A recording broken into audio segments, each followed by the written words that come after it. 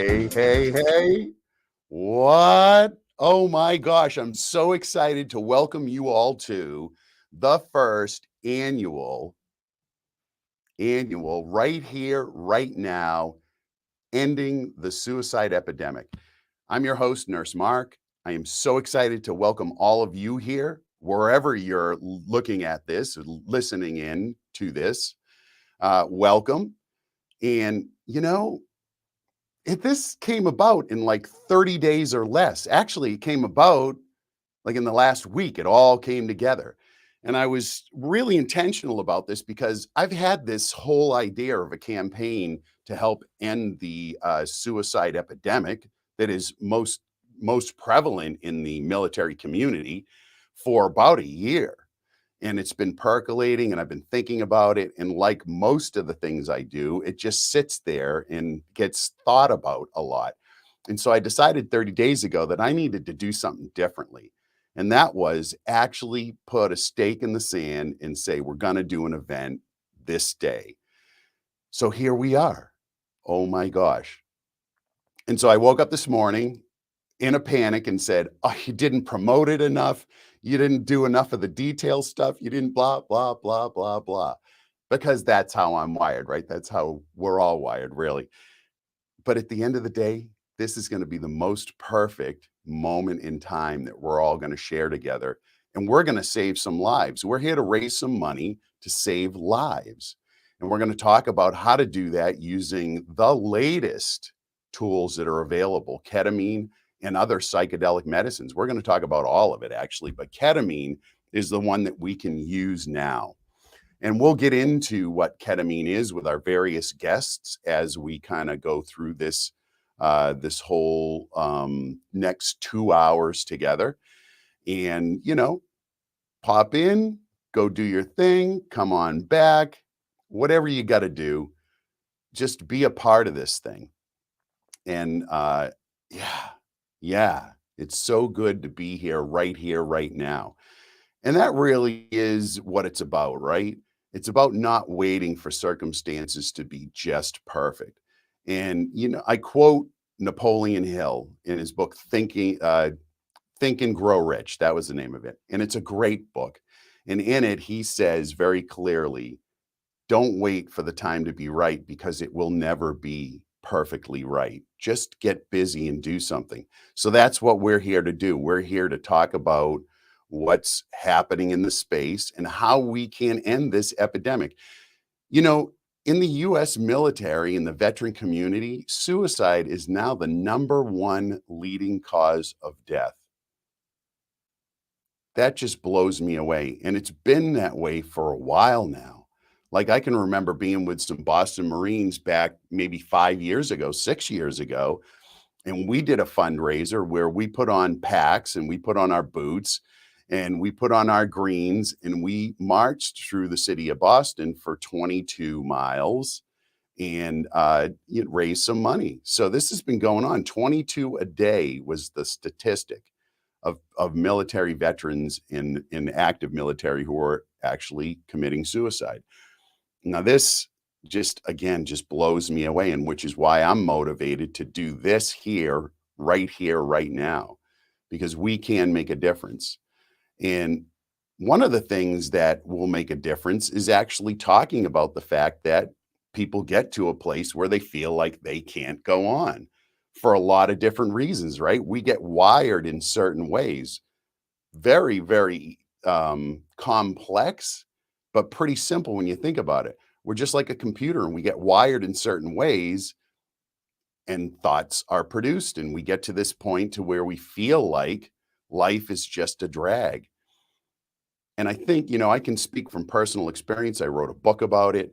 When you're standing on the edge, when you're standing on the edge of the cliff and you're contemplating whether to stay or go, you are completely disconnected from everyone and everything. That is the feeling that is present, disconnection. And we'll talk about this with our various guests. These new psychedelic medicines really do reconnect you to everyone and everything. That's it's one of the most profound things that happens when you have treatment with these medicines, and it really is a very much collective experience. You'll have people say over and over and over again, "I feel so connected to everybody else now that I've had this experience." And when you're connected to other people, there's a moment where you can communicate how you feel about things, right? So that's one of the things that I hope that we get out of today is if you're feeling suicidal, if you're feeling depressed, talk about it. Talk about it. And I know in the moment, for me, I'll speak for me, and I know in talking to a lot of other people who have been, depressed and suicidal, you don't want to bother anybody with it. Like that's that disconnection, right? You don't want to be a burden to other people. You already feel like you've been a burden long enough, like you haven't done the things that you said you were going to do or what you wanted to do or be the person who you wanted to be for people in your life. And then you don't talk about it. You just don't say a word. I'm here for my friend Jim, who we lost this year. Jim was a military veteran. He was a police officer, and that's another community where there's very high rate of suicide, by the way. It's a very difficult job. There's a lot of PTSD associated with it. My dad is a retired state trooper. When he retired, he had trouble. It's a very difficult job. Again, we get wired by these experiences that we have. Anyway, Jim and I met at the gym. We were good friends. And I looked forward to seeing him. And, with the pandemic, we kind of got separated a bit and we didn't see each other as much. And then one day the news was in the gym that he had ended his life. And it broke my heart because I love my friend Jim. I never heard anything about, him having trouble. I never heard no reach out again, because we end up feeling separated. And especially, I'll say, especially for men, we're taught to keep our shit to ourselves. Don't tell other people how you're feeling. And so you end up in this place where you're feeling that way and you make that step and you're out. You're out. And I think some of the statistics around this are women attempt suicide maybe 3 times more often than men. I think that's what the statistic is. You can look it up. They try it very, very much more often, but men succeed far more. It's like they just go and it's done. So here we are, right here, right now. Let's raise some money. And I've got some people to thank. First of all, let's talk about the people who helped me to do this in the last 30 days. Oh my God. These are the people who are my ride and die. These are the people who say, yeah, that's a crazy fucking idea, Mark. What time do we leave? and these are my people, right? So Dave Will. Oh my gosh. Dave Will is one of my best friends, one of my EO buds, my entrepreneurs organization, which is an amazing organization that gets stuff done, right? It's a group of people that get stuff done in the world, and he is one of them. And when I said to Dave, hey, listen, I'm thinking I'm going to do this event in 30 days or less, he's like, yeah, okay, man, let's do it.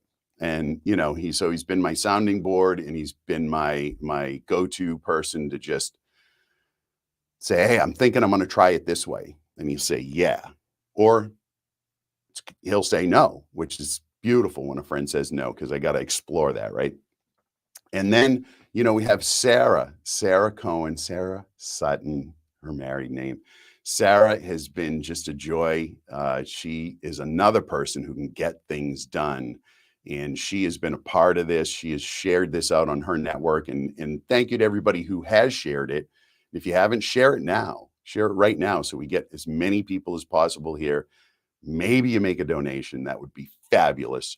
And then Jessie Wood. She dipped in and she was helping out. And we were originally going to hold the event at the facility that she is at down in Marshfield, Massachusetts, called Estuary, an amazing human retreat center, like this human expansion retreat center. It's a beautiful location.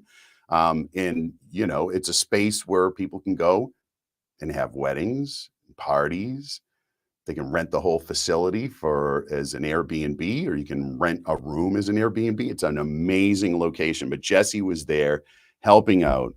And finally, I think there were my friends, let's see, at Duval Taunton Print.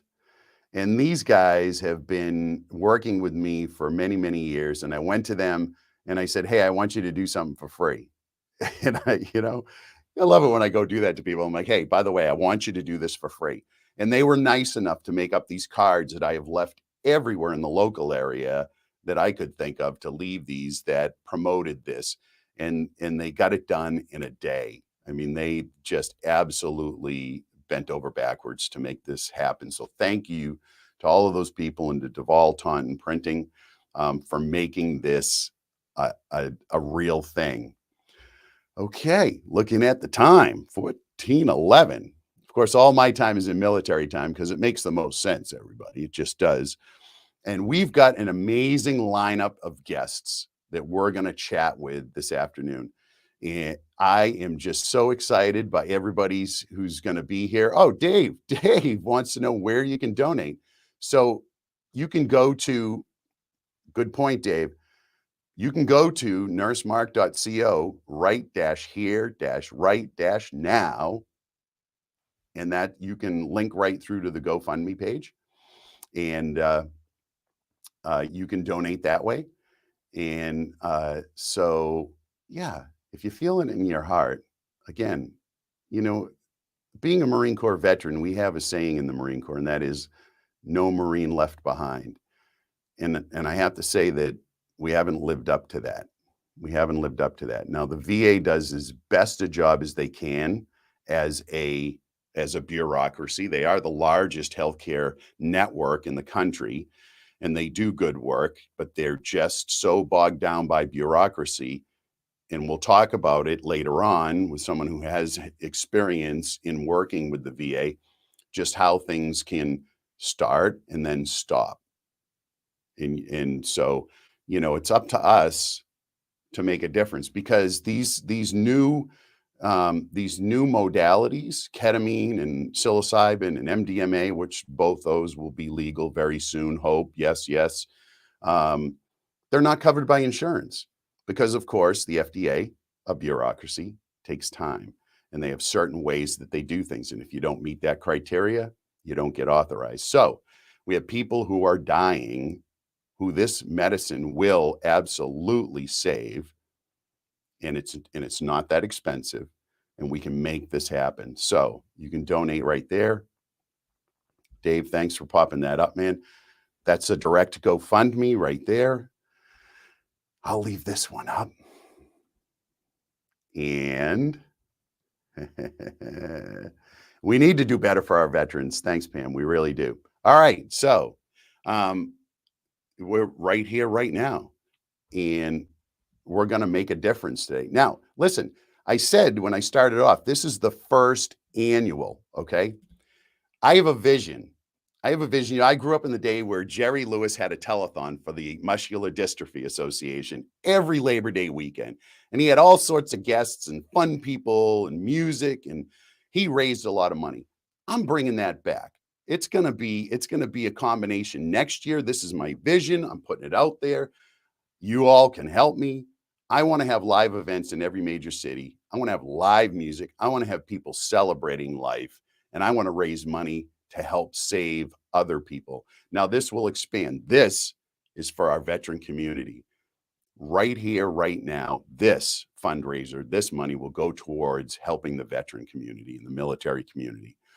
We're going to expand that because, as I said, first responders, there are a lot of people who are having very difficult times. Everybody actually, after this pandemic, qualifies as having PTSD, right? We were given this experience, and our brains responded in a certain way, and here we are. We're wired this way. And you can just look around and see the interactions that we're having with each other, and there's proof and positive right there. So this next year, it's going to be a year in the making. We're going to have this amazing event, live streaming, connecting everybody in these major cities with these events. I'm so pumped to think about what's going to happen. So I have said my thank yous. We're going to move on. Let's bring in, the first person I think we're going to talk to. We had Erica Macbeth was going to join us at 2:00 right on the dot. She was going to be here for the first part of the show. And she was not able to join us this afternoon, East Coast time, because she was busy attending a charity walk to benefit suicide prevention in Phoenix, Arizona. And so her time ran out. Like she is still at that event. And so she's not going to be able to make it. But Erica, thank you so much. She actually helped me out with so she has a marketing company. She's a just amazing at marketing. She helped me out with some of the stuff I needed to find out about how to do things online. So Erica, thank you so much for that. But we're going to get you on the podcast because as part of this kickoff of this whole campaign, this is not a one-time thing. Like this is an enduring campaign right here, right now. I'm launching a podcast. So we'll have a podcast that's going to come out of this that'll lead up to our next event. And so, Erica, you'll have an opportunity to be on the podcast, as will everyone who's a guest this afternoon, because I'll tell you what, everybody that's going to be talking here this afternoon, I could talk to for hours on end about their experiences, and they could absolutely share for that amount of time, I'm sure. So here we go. I think the next person that was in line is Renee. So let me just bring up her. Here we go. Yeah. All right. So I got your bio up, Renee. I see you in the waiting room. Let's bring you in and welcome you. Folks, this is Renee St. Clair. Say hello, Renee. Hey, Mark. Thank you so much for having me. Oh my gosh. Thanks for joining me. From where are you, San Diego? I'm in San Diego. Yeah. Oh, baby, I'm going to be there in the middle of December. I can't wait. It's going to be it's magical. Yeah, my daughter lives there. We're going to have a family get together that I'm so excited about. And, San Diego is one of my favorite places. I love the fact that we have technology available today that we can bring in people from around the country, around the world, and have an event, have a communication, a sharing about something as critical as saving people who are at this precipice of wanting to just step out of their reality, out of their existence, right? Oh, absolutely. And Yeah. I think, and the folks you've gathered here today, I mean, we really just scratched the surface of the people who are out there doing it. Oh, you know it. Share Oh the my vision. gosh. Yeah, it's amazing. Let me just sing your praises for a little bit, Renee. I get your bio up here. I'm going to just read this, folks. Renee is a rock star. Hold on now. Okay. So here's what she does. She fights for the rights of disabled veterans to access life-saving ketamine therapy through the VA. She advocates for the expansion of commercial insurance coverage of ketamine for patients suffering from mental illness and chronic pain conditions, which, by the way, it's super, super effective for chronic pain. And that's, we'll talk about that, Renee. We'll talk about that for sure. Her mission is fueled by personal loss due to deaths by suicide and a deep understanding of the pain and desperation caused by depression. Advances in psychedelic medicine, along with education, information, and access, will pave the way to parity.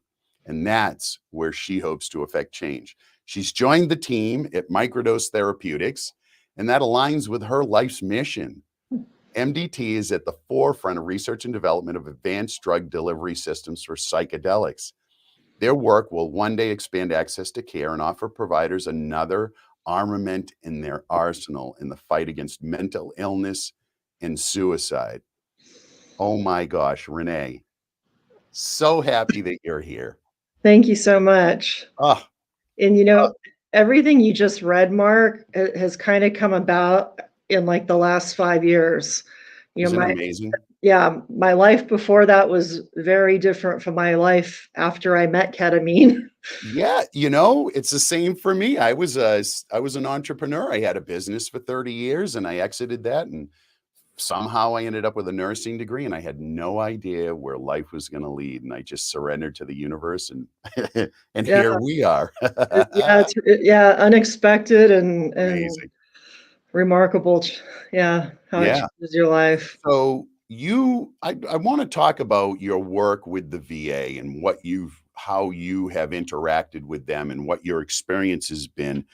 And again, I never like to talk in a negative sense about an organization that's filled with people who really do care about the mission that they have, like the nurses and the docs and the people want to make a difference.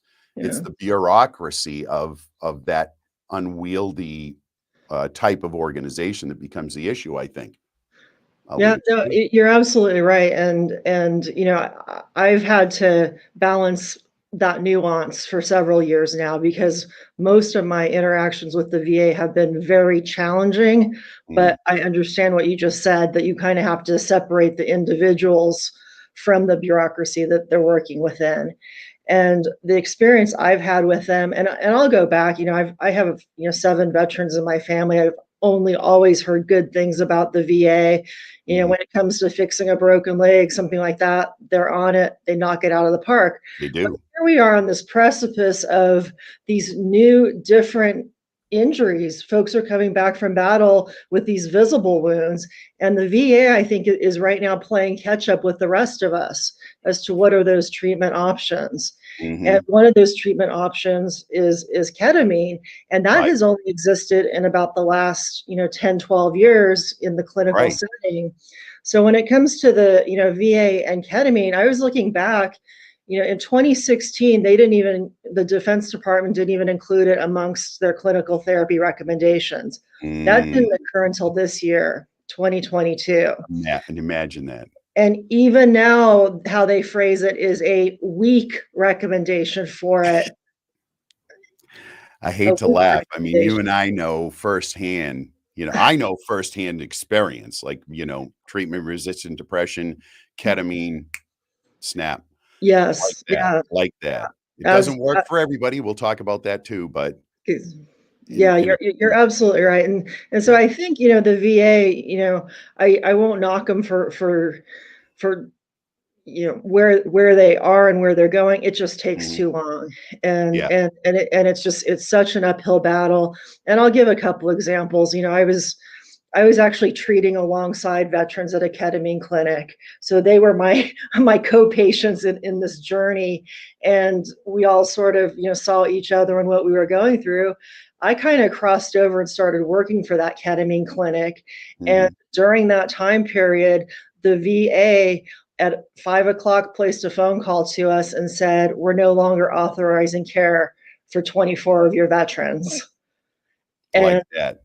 that meant the next day, if they came in, we were supposed to say, "No, we can't treat you." And Mhm, that moment, honestly, that moment in time, I think changed my life direction completely because I was heartbroken, appalled, and then just so motivated to find some way to help just these 24, men and women that I'd right, come to know over mhm, the past few years. And we did make some small strides in the short term, and ultimately the local VA in San Diego started offering ketamine. And that's just one thing I'll mention about the whole VA system as a whole is that it's so inconsistent. Not every VA offers mhm, ketamine. Some will bend over backwards to offer veterans community care ketamine treatment. Others won't even take a second look at that request. mhm, So there's a lot of inconsistency. I mentioned parity in mental health care. It's just parity within the VA too. right, One veteran can get one thing somewhere and not somewhere else. and it And to yeah, ask them to take because it's so big.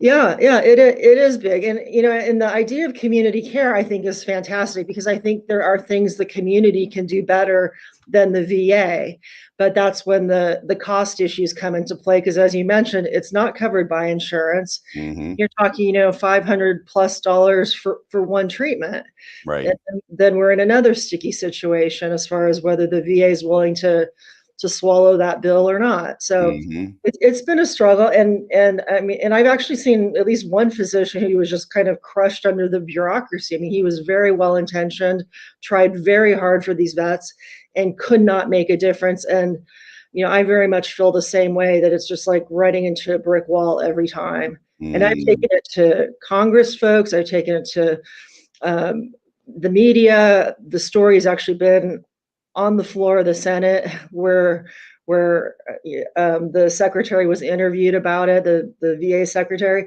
and even then we still have trouble expanding treatment. So I think, I guess my point is, Mhm. education is very important. Like, Yeah. everyone needs to know what this is, how it works, and how to offer it, because it's a really cheap drug. I mean, it's a Oh completely my it's pennies. It's pennies, pennies. pennies. It is pennies. It's been around, synthesized in '62, authorized by the FDA in '70. Like, this thing's been off patent for a long time, and it's so inexpensive to make the drug. And that's where it just becomes so frustrating when, I Right. look at my personal history, and perhaps the one, you're mentioning about your friend Jim, is Yeah. these folks didn't have access to the same care we did, that you and I No. did. They No. didn't know about it or didn't have They didn't access. know about it. Yeah, and we're losing our friends and family for lack of knowledge, or for misconceptions, or for stigma Mhm. still. Mhm. None of those are good reasons, and None of that's them why are what good you're doing reasons. today is just, Mhm. just so incredibly, valuable to this whole fight against suicide. Yeah, and we're gonna rebroadcast this, we're gonna use this in little chunks, this is all about getting it out, and, I went through a dip earlier this year. I had a marriage that ended, and I was really in a very low spot, so I didn't do any social media, and I spent, like, 9 months, and then I had this amazing, psychedelic, therapeutic experience, which I equate to being reborn, because it was at the end of a 9-month being in the womb, right? Being alone and kind of figuring things out, right? Well, now it's game on, because I've been born and I have a mission. I am on a mission. I Yeah. am gonna be out there talking everywhere I can, because you're right, it's about education. Okay, so when you mention ketamine to somebody, what's inevitably the first thing they say to you, Renee? You know what that is. They're gonna tell me it's either a club drug or a horse tranquilizer. Yes. They say either Special K, or they say, "Oh, yeah, that's a horse Yeah, tranquilizer." And it exactly, and, exactly. it's kinda hilarious, because, yeah, it's a horse tranquilizer because it's a very effective anesthetic, but they use it in people first, and then they figured out it worked in animals, and that's common with every medication, right? The antibiotics that we take are the Mhm. same ones that little Kitty is on when Kitty has an infection. So, yeah, it's about education and really helping people understand the efficacy, how actually this medication works so well, so effectively. Now, when we talk, yeah, we're going to talk about this at length. When we talk about about using it in commercial insurance coverage, it is that tied to FDA authorization of it as a primary use of that medication? Is that what the insurance companies hinge their decision on? Do you know what I mean? I do, and there's kind of two routes. I mean, the one route which some people are chasing is the FDA approval of ketamine for indications other than anesthesia, and there are Right. people chasing that. And the other is a route that, I'm working on, which is going through the Centers for Medicare and Medicaid Services to try to get a national drug code for ketamine IV for Mm, treatment-resistant depression. And mm, once CMS blesses that, then all the private insurers will theoretically step up and approve it as well. But again, yeah. it's another giant federal bureaucracy. But I'm working with a group called the Ketamine Task Force, and we actually Mm, submitted something to CMS. We're trying to push that through to get that mhm. NDC code for ketamine for this indication. And that changes the game altogether. It That completely changes the does. game Yeah. automatically. And it's And interesting because, talking to providers, you kind of get mixed feedback. A lot mhm, of providers very much like the $500 cash and no insurance. yeah. And so there's a little bit of a rub there, even within the ketamine, community. Mhm. And then folks like you and I are kind of, more on the access end of it. We just want as many people in Yeah, that chair getting the shot or getting the IV as possible. whatever they need, however they end up there, right? Yeah, And exactly. So, yeah, neither one of those through the VA or CMS or the FDA are easy short fights, but there are many, many people besides myself who are fighting that fight and mm, hoping to ultimately get that, blessing by the government to say, yes, this is something that's yeah, appropriate. yeah. Oh, man. So, I'm hopeful, but you're right. When you're dealing with government agencies, it takes time. And time is something that these people don't have. If you think about it, if it's 22 a day between now and Thanksgiving, yeah, s- think yeah, about it. How many people are not going to be sitting at the Thanksgiving table? yeah. How many families are going to be mourning that loss when they should be celebrating a holiday together, right? No, you're absolutely right, um, a and I know you're associated, with the ketamine fund too, and I mean, Mhm. these 24 veterans I talked about who got cut off from authorization, the ketamine fund stepped in and helped them, and to me, they were lifesavers, and they share that mission too, is to, even if they're not paying for the entire treatment, paying for part of the treatment, so Mhm. these guys and girls can, get what they need. And one thing I'll just add, is as far as expectations is ketamine is a treatment, not a cure. And Right. I tell and people that all the time. I think that's very important. I think that, Yes. setting that expectation, whether, it's a veteran or a lay person Mhm. going in there, one shot in the arm isn't going to change your life. But what my experience at least has been with ketamine is that it gives you this window of opportunity where you're thinking Yes. clearer, like your things make sense. Yep. You can't even imagine thinking about killing yourself, but that window sometimes is very short. And what Right. you do in And that it's different for window, everybody. Some people are a week, some people are a month, some people are a little longer. You don't absolutely. know until you have your opportunity. And I talk about that a lot when I talk about ketamine.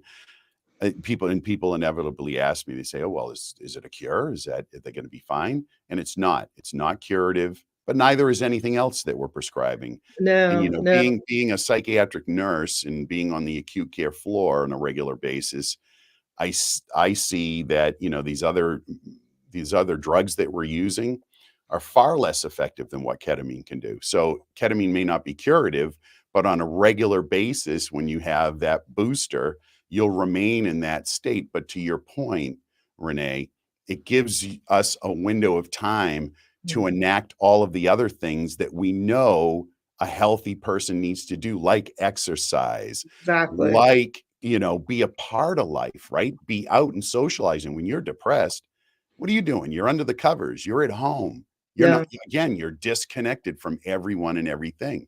yeah, So yeah, it gives you that window to put these other things in place by yeah. medication. Yeah. That's exactly, and I think that's part of the education too, that patients have that understanding, and Mhm. clinicians. I'm not sure a lot of clinicians even understand, what ketamine does, but I think it's important for them to know too. I was lucky enough to participate in helping to put together a 3-hour CME for providers on Mm, ketamine. I know a lot about ketamine now, and it's fascinating. The mechanism of action that is completely different than the other drugs that we have in play at this point, right? It's a different system, different set of receptors, and it's simply exciting when you understand, for sort of a closet nerd like me, to understand the pharmacology and what's going on as far as we can know. Yeah, it's fascinating. So it's an old drug with a new use. yeah, Fabulous. yeah, no, it really is, and I think I just add on to all of that, someone who hasn't had severe depression or been around somebody with severe depression may not fully appreciate just how debilitating that is. Oh, And, you tell them, "Well, go take a walk around the block." They can't even get out of bed. can't And even motivate to get out of bed. and that's where that ketamine, when Mhm. you hit it right in that sweet spot, it can, motivate you to improve those Yeah. activities of daily living and function. And I think having a family or friend advocate on your side is very important as well, uh, Mhm. to ask those questions, during a consult, and be with you during ketamine, because sometimes Yeah. those journeys can be a little freaky, and it's nice to have someone hold your hand.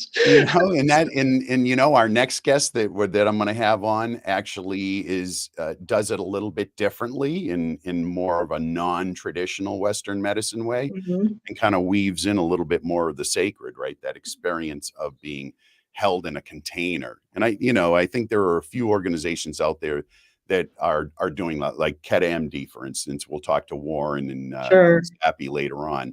And, their approach has weaves some of that in where, it's and it's well known, if you look at the psychedelic research, set and setting has always been important. It was recognized early on that you need to create the right space and have the right intention for the medicine to have its full efficacy. And some people just are so mind blocked into a very rigid, like, Western traditional medicine viewpoint of molecule A does this particular thing to this receptor, and that's it. Nothing else needs to be considered. Yeah. Yeah. I'll just mention briefly in the context of the VA, when they did start, providing it here in San Diego, they were providing it on gurneys in a post-anesthetic care unit. Yeah, No. yeah. No, And I I've heard of clinics that just, you sit in the chair and they put on the football game and no, you no, no, no, up no, to an it was IV. to them, it was anesthesia, so you're recovering from anesthesia, and Right. so this is the slow Mhm. steps that the VA Right. needs to make to Right. get to where you were just describing, where that set and setting is part of the treatment as well, It not is. just, in your vein to your brain. Yeah. It's more than that. Yeah. And Pam popped up and asked, does ketamine work immediately? And, most medications are several weeks. It could have an immediate effect. You could walk out feeling better. You could, some of the evidence is that, a day or two, you feel sort of loosened from that depression. The treatment protocol for treatment resistant depression is 6 sessions in 3 weeks. So that's two per week. And, that's from research that's been done over the course of 20 years, right? And Yeah. so the Yale protocol from Yale University, they did, to their benefit, they did a lot of research on this. And so the cumulative effect of that, but uh, it's much shorter to have an impact with ketamine than it is, say, a Depakote or Zyprexa or some of these other, atypical antipsychotics that are mainstream now for depression, right? Those take 4 to 6 weeks because in order for them to work, they have to change the chemistry of the brain. They Right. don't That's how they work. They change that receptor in chemistry, and it takes weeks for that metabolic process to occur. So with ketamine, it's not doing that. It's like having an effect, and Yeah. then, for 24 hours after, there's some neurogenesis and neuroplasticity is enhanced. And, so neurogenesis, sprouting of new neurons, Mhm. for folks who aren't familiar with that term, means you grow new brain cells. Isn't Yeah, that great? I yeah. know over the course of my lifetime, I have killed a few brain cells, so I could use a little refresher. I could use a little bit of something that's gonna, I can't regenerate imagine. some of those. Well, I went in the Marines when I was 17. I got and I embraced it fully, let's say. Yeah. So, talk just real quick about microdose therapeutics, because I'm kinda Sure. interested in this, Yeah. and So we'll wrap on that. yeah, well, I ended up here because I was blown away by the fact that they had obtained their DEA licenses to do research and development of Scheduled 1 and Scheduled 3 drugs, Whew. including ketamine, psilocybin, DMT, MDMA, but it's not a psychedelic company, it's a drug delivery company.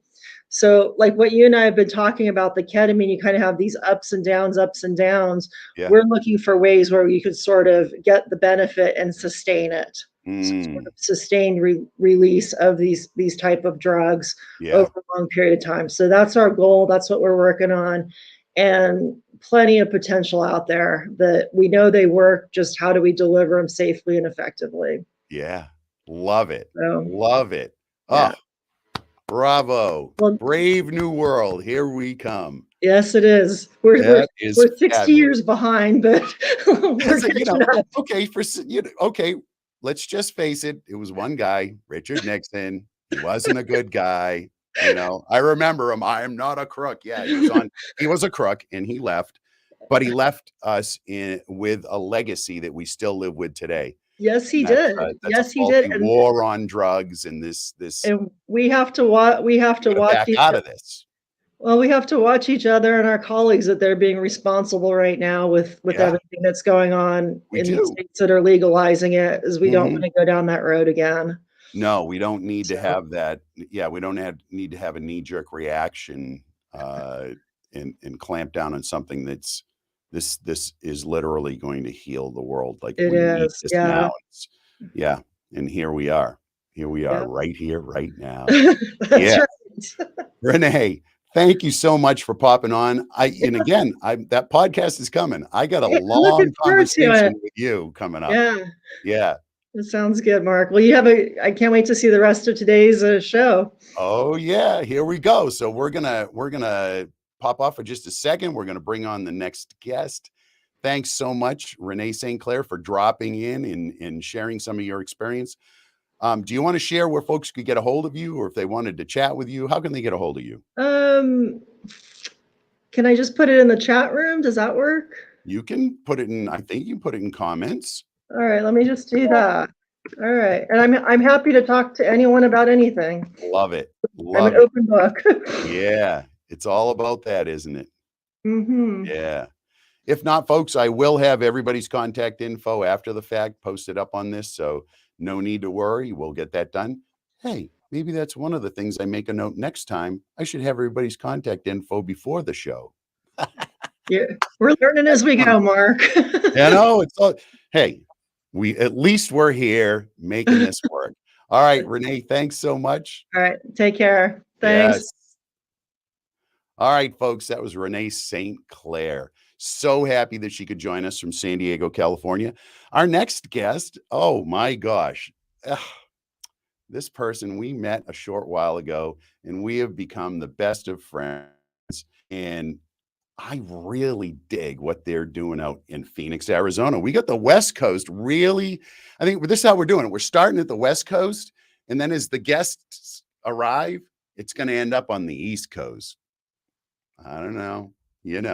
Is East better? West better? I don't know. We're going to find out because we've got, let's bring up Sandy's. Oh my gosh, this is going to be fun. All right. And now I've got Sandy's bio up because I want to be able to sing her praises.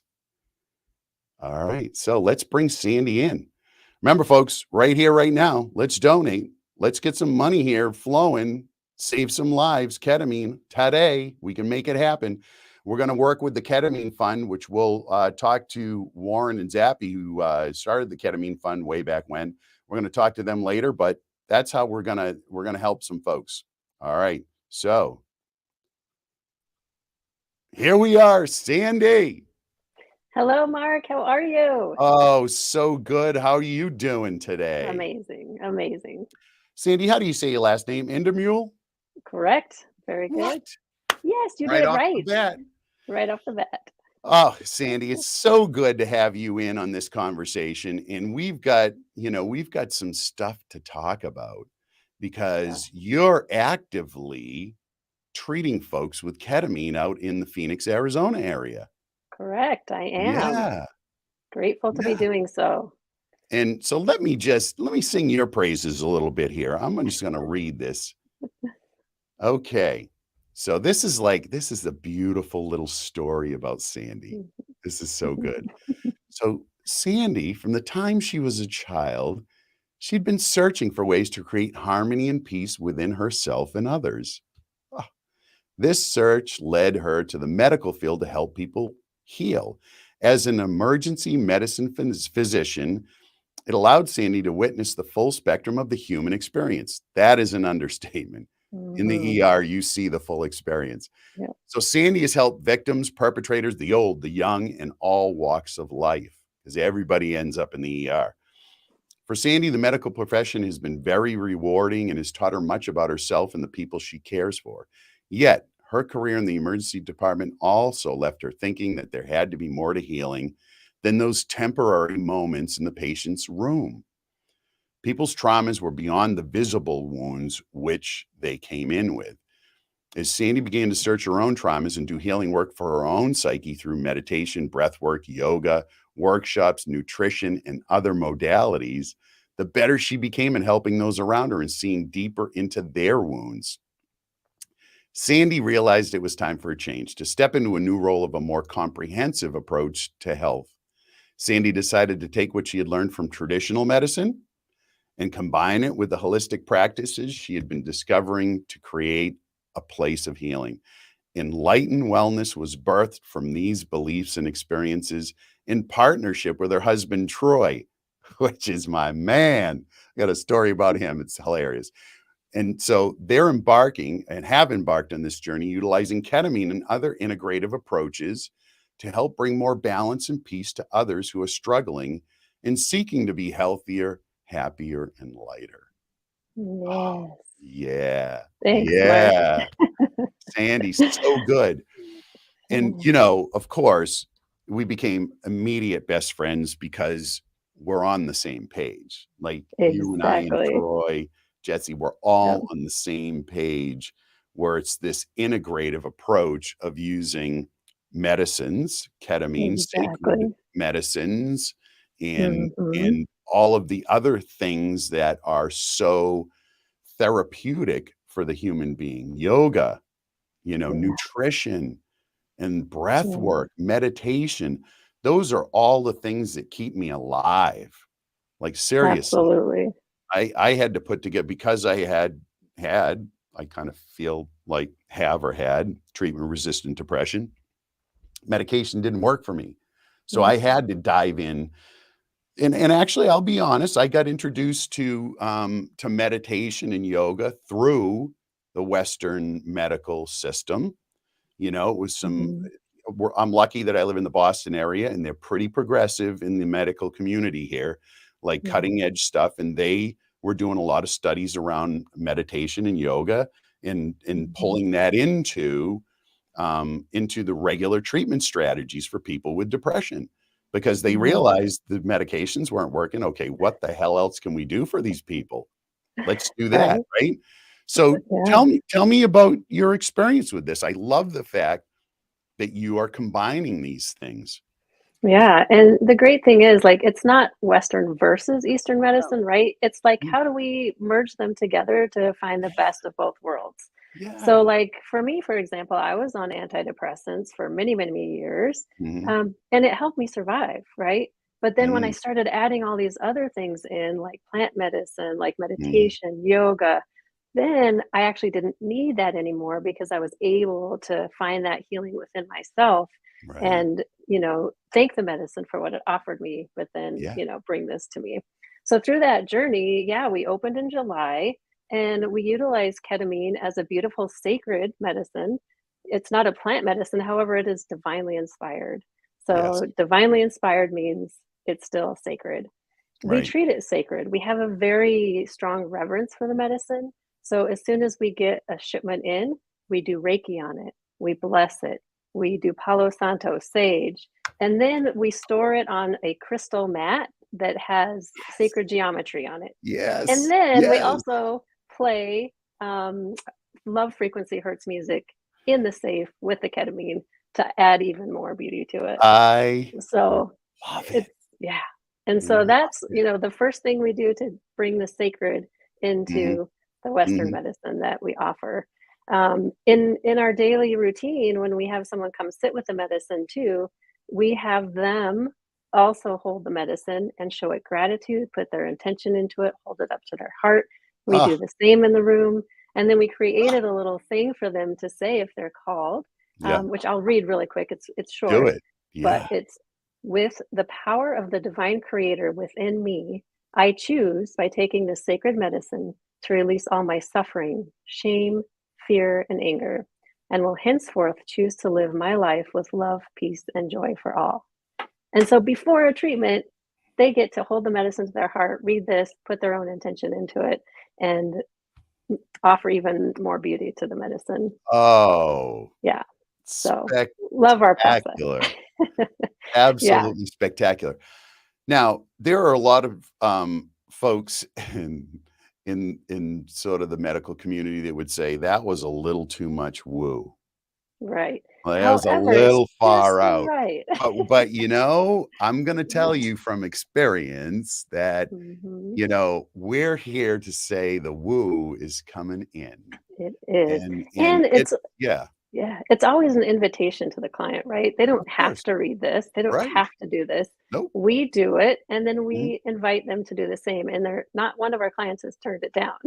Just, Well, you know? listen, if they're Yeah, sitting in the chair, they want change. They want exactly. something in their life to change. Exactly. Like, Yeah, for a lot of yeah, people, having the guts to actually say, "Okay, I'm gonna go do this thing that's, yeah. relatively new and And not a lot of people scary. are doing it. Scary, you don't know." I Yeah, inevitably get when I talk to people about, psychedelic medicine in general, when I talk to them about it, there are a few folks who are out there who say, "Hey, listen, I just don't like to be out of control." And I'm like, yeah, "Yeah, that's the illusion that you have control. right, You probably exactly. need to get rid of that. That's where your Yeah, anxiety's yeah, coming from. exactly. It's And the coming medicine from will show that you control if because we you think you're in control, and shit is not in control, and that's what's gonna drive you to have anxiety." Anyway, exactly. yeah, yeah. So that's So yeah, that's part bringing of our those process. 2 together, Yeah, see, the it's best just of both. it's Yeah, just magnificent. yeah. And as you guys were talking about set and setting, our space, which we call a Mhm, holistic ketamine healing center, not a clinic, mhm. um, it is more spa-like than it is a doctor's office, right? As it We have should be. beautifully decorated rooms. We have a Yep. zero gravity recliner chair. We have Oh, crystals in the room. We have, hold on. sacred geometry under each, What time is it right now? chair. How long is the flight to Get Phoenix, over Sandy? here. Because you just Get over mentioned here, Mark. everything that I wanna be involved in. Yeah. Like, I wanna Yeah. sit in the chair, and I'll tell Yeah. you, way back in the day, I use chiropractors, and, Mhm. I'd go to the chiropractor, and I've used a few, and there was one that before you ever got in the chair, or we ever got on his Mhm. table, he'd put Yeah. you in a vibrating chair, laid back with a blanket, with music on, Yeah. your own little space. You'd take a little nap, he'd come in, Exactly. get you. It was Yeah. an experience. I Right. loved that one. Yeah. And you know what? Yeah. I think it worked better Yeah. Totally. because by the time I made it to the table for an adjustment, I was Mhm. pretty much relaxed. Like, You're ready to go. there was no hesitation. There was Yeah. nothing pushing back Yeah. against him. So, Exactly. yeah, And the same for ketamine, right? yeah. This is especially after before their first session, they're Mhm. uncomfortable, they're anxious, they're afraid. So if you Yeah. create the safe space for them, Mhm. and we do the same things. We have very comfortable blankets, we have pillows, we have Oh, eye masks, we have curated playlists that we play for them, and yeah. then we sit in the room and hold sacred space for them the whole time. If they need a handheld, we will hold their hand. If Oh, they need the chair back more, we'll yep. do that. If they want to turn on the vibration function in the chair, we'll do that for them. Yeah. Whatever they need, and then we Amazing. also document what's happening. What are they saying? What are they doing? And then we discuss after and we write it down in their journal that they get to take home. I think that's So, genius because yeah. I have had some experience with some medicines that I had the, um, opportunity to record, and they were 6-hour Mhm. sessions, and, Yeah. what came out during Yeah. the 6-hour sessions when I was able to sit and look back at it was very, very meaningful because it allowed Mhm. me to pull it apart, like, look Right. at it and say, "Oh, where was I? Oh, yeah, that's where I was, and Mhm. that's what this is about, and okay, now, Yeah. we have something to work with," right? Exactly. Yeah, Yeah. amazing. All right, that brings up a good subject. Yeah. What's the importance of having a soundtrack? Oh my gosh, music is if you've never had a psychedelic journey, music is like the the best thing that Listen, helps music guide you in and through of it. itherself is therapeutic Yeah, in it is, and I without use medicine. yeah, and Sandy, I use this example of there's a retired you can look this up on YouTube. I think it was a Mhm, PBS special. There's a retired social worker, and he would go around to the nursing homes, and he would go into people with dementia, and he would mhm. like, you're talking catatonic dementia, like Yeah, completely non-responsive. He would put headphones on them and play music from their mhm. generation, and Yeah, within 15 minutes, they would come alive, and he would yeah, have full-on conversations, and they would be yeah, responsive, and they'd say, "Yeah, I was sitting on my mother's porch, and we were listening to this music, and it was a sunny day, and this," and then yeah, take the music off, and they'd go yeah, back into this catatonic yeah, state. For that moment in time, they yeah, became responsive because music exactly. is a Yeah, different part it's of the brain. beautiful medicine, and It's it's part beautiful medicine it itself. is.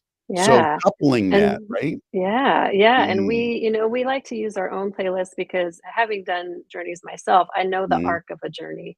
I know as it takes you in, I know as you're a little deeper as it comes Yeah. out, so I use some that The were arc of the created. journey. Yeah, some were created by someone else, but I I know like the to arc make of the my journey own. so well. Yeah. Yeah. Yeah, and ketamine's gonna be different than, like, psilocybin or, Yeah. something else, so Right. you Right. gotta move them through and then also bring them to a little emotional spot, and Yeah. then bring them back up a little bit, Right. but not be afraid to go a little emotional, but nothing too dark or scary or angry, Right. and no Right. words or anything, that can yeah, it does matter. It it does matter, does, and I think it it does. changes, at Mhm. least for me, it changed over time. Like, Yeah.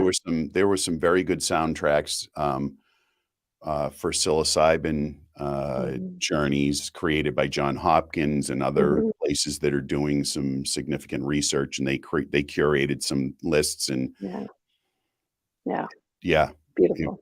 yeah, they were great, and then I had my One Heart journey, and things changed. Yeah, Yeah, totally different soundtrack there. yeah, Amazing live, beautiful, and again, it takes you on an arc too, like, you have the songs that are gonna bring you into a darker completely. space where you can purge the stuff you're holding on to, like, there's a healing Yes, to, by design, through right? there, The and Icaros, it's it's beautiful, by yeah, design. by And folks, design. Icaros are traditional, songs that are sung by medicine people, in South America when they're doing traditional ayahuasca journeys, and I Mm, suspect also mushroom journeys. The mhm, Icaros are the songs that they have traditionally used, and it's been handed down generation to generation, and they do bring the experience along and mhm, really do guide the experience, as you said, right? It brings you yeah, some of the high ones and you're dancing, then the other ones you're purging and mhm, you're in this different space.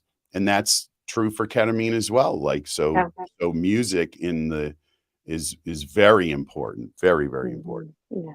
Yeah. Yeah, and I share my playlist with my clients if they want it after so that they can maybe remind themselves of the journey again. Like if they're like, I want to remember what happened, then Yeah. they can play the songs back and then maybe that Yeah. will kind of help Listen, bring some of the you gotta be memory back. careful with that too, because you may want to be lying down when you do it the first time because Right.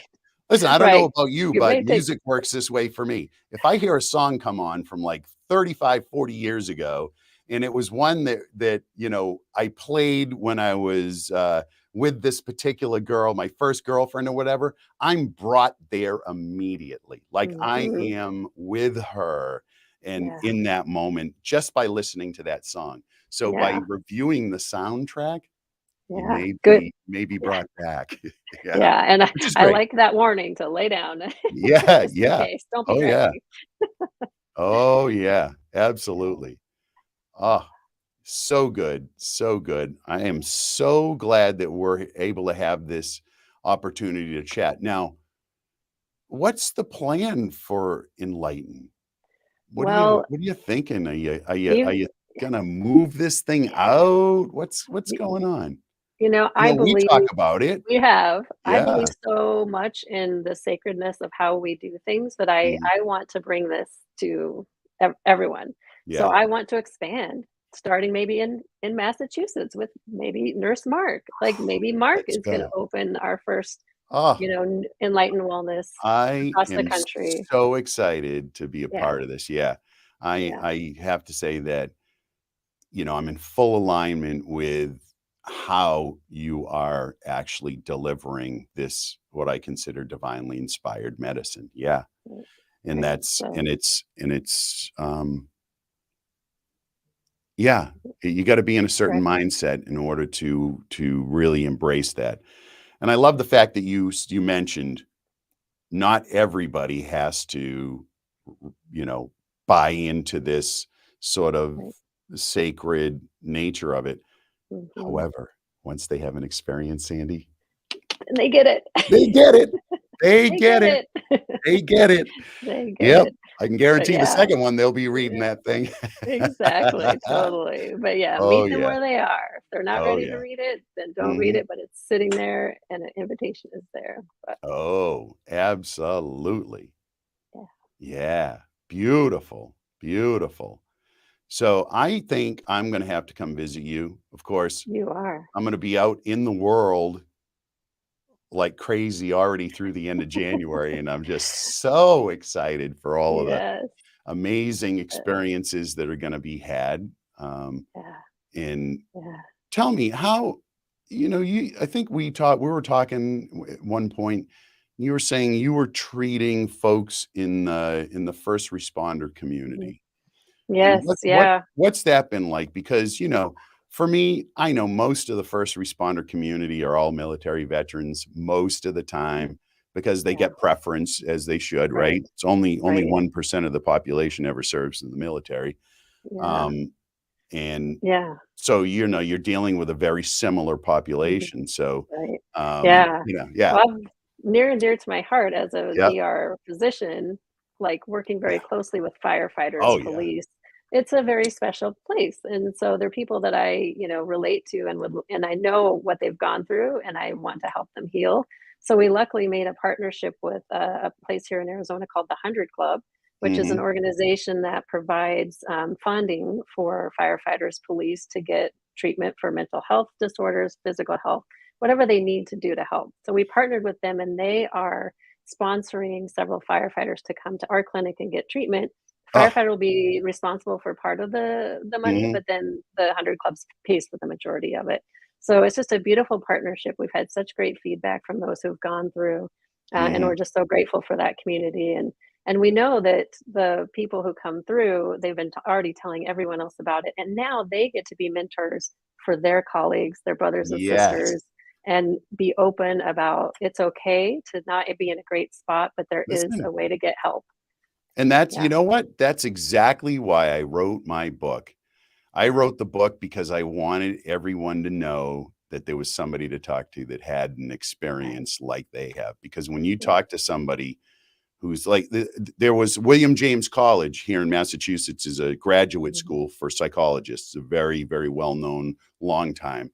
And they created a program 4 or 5 years ago to treat military veterans who were psychologists and psychiatrists in specific modalities around PTSD mhm, because they recognized that it took one to talk to yeah, another, right, right?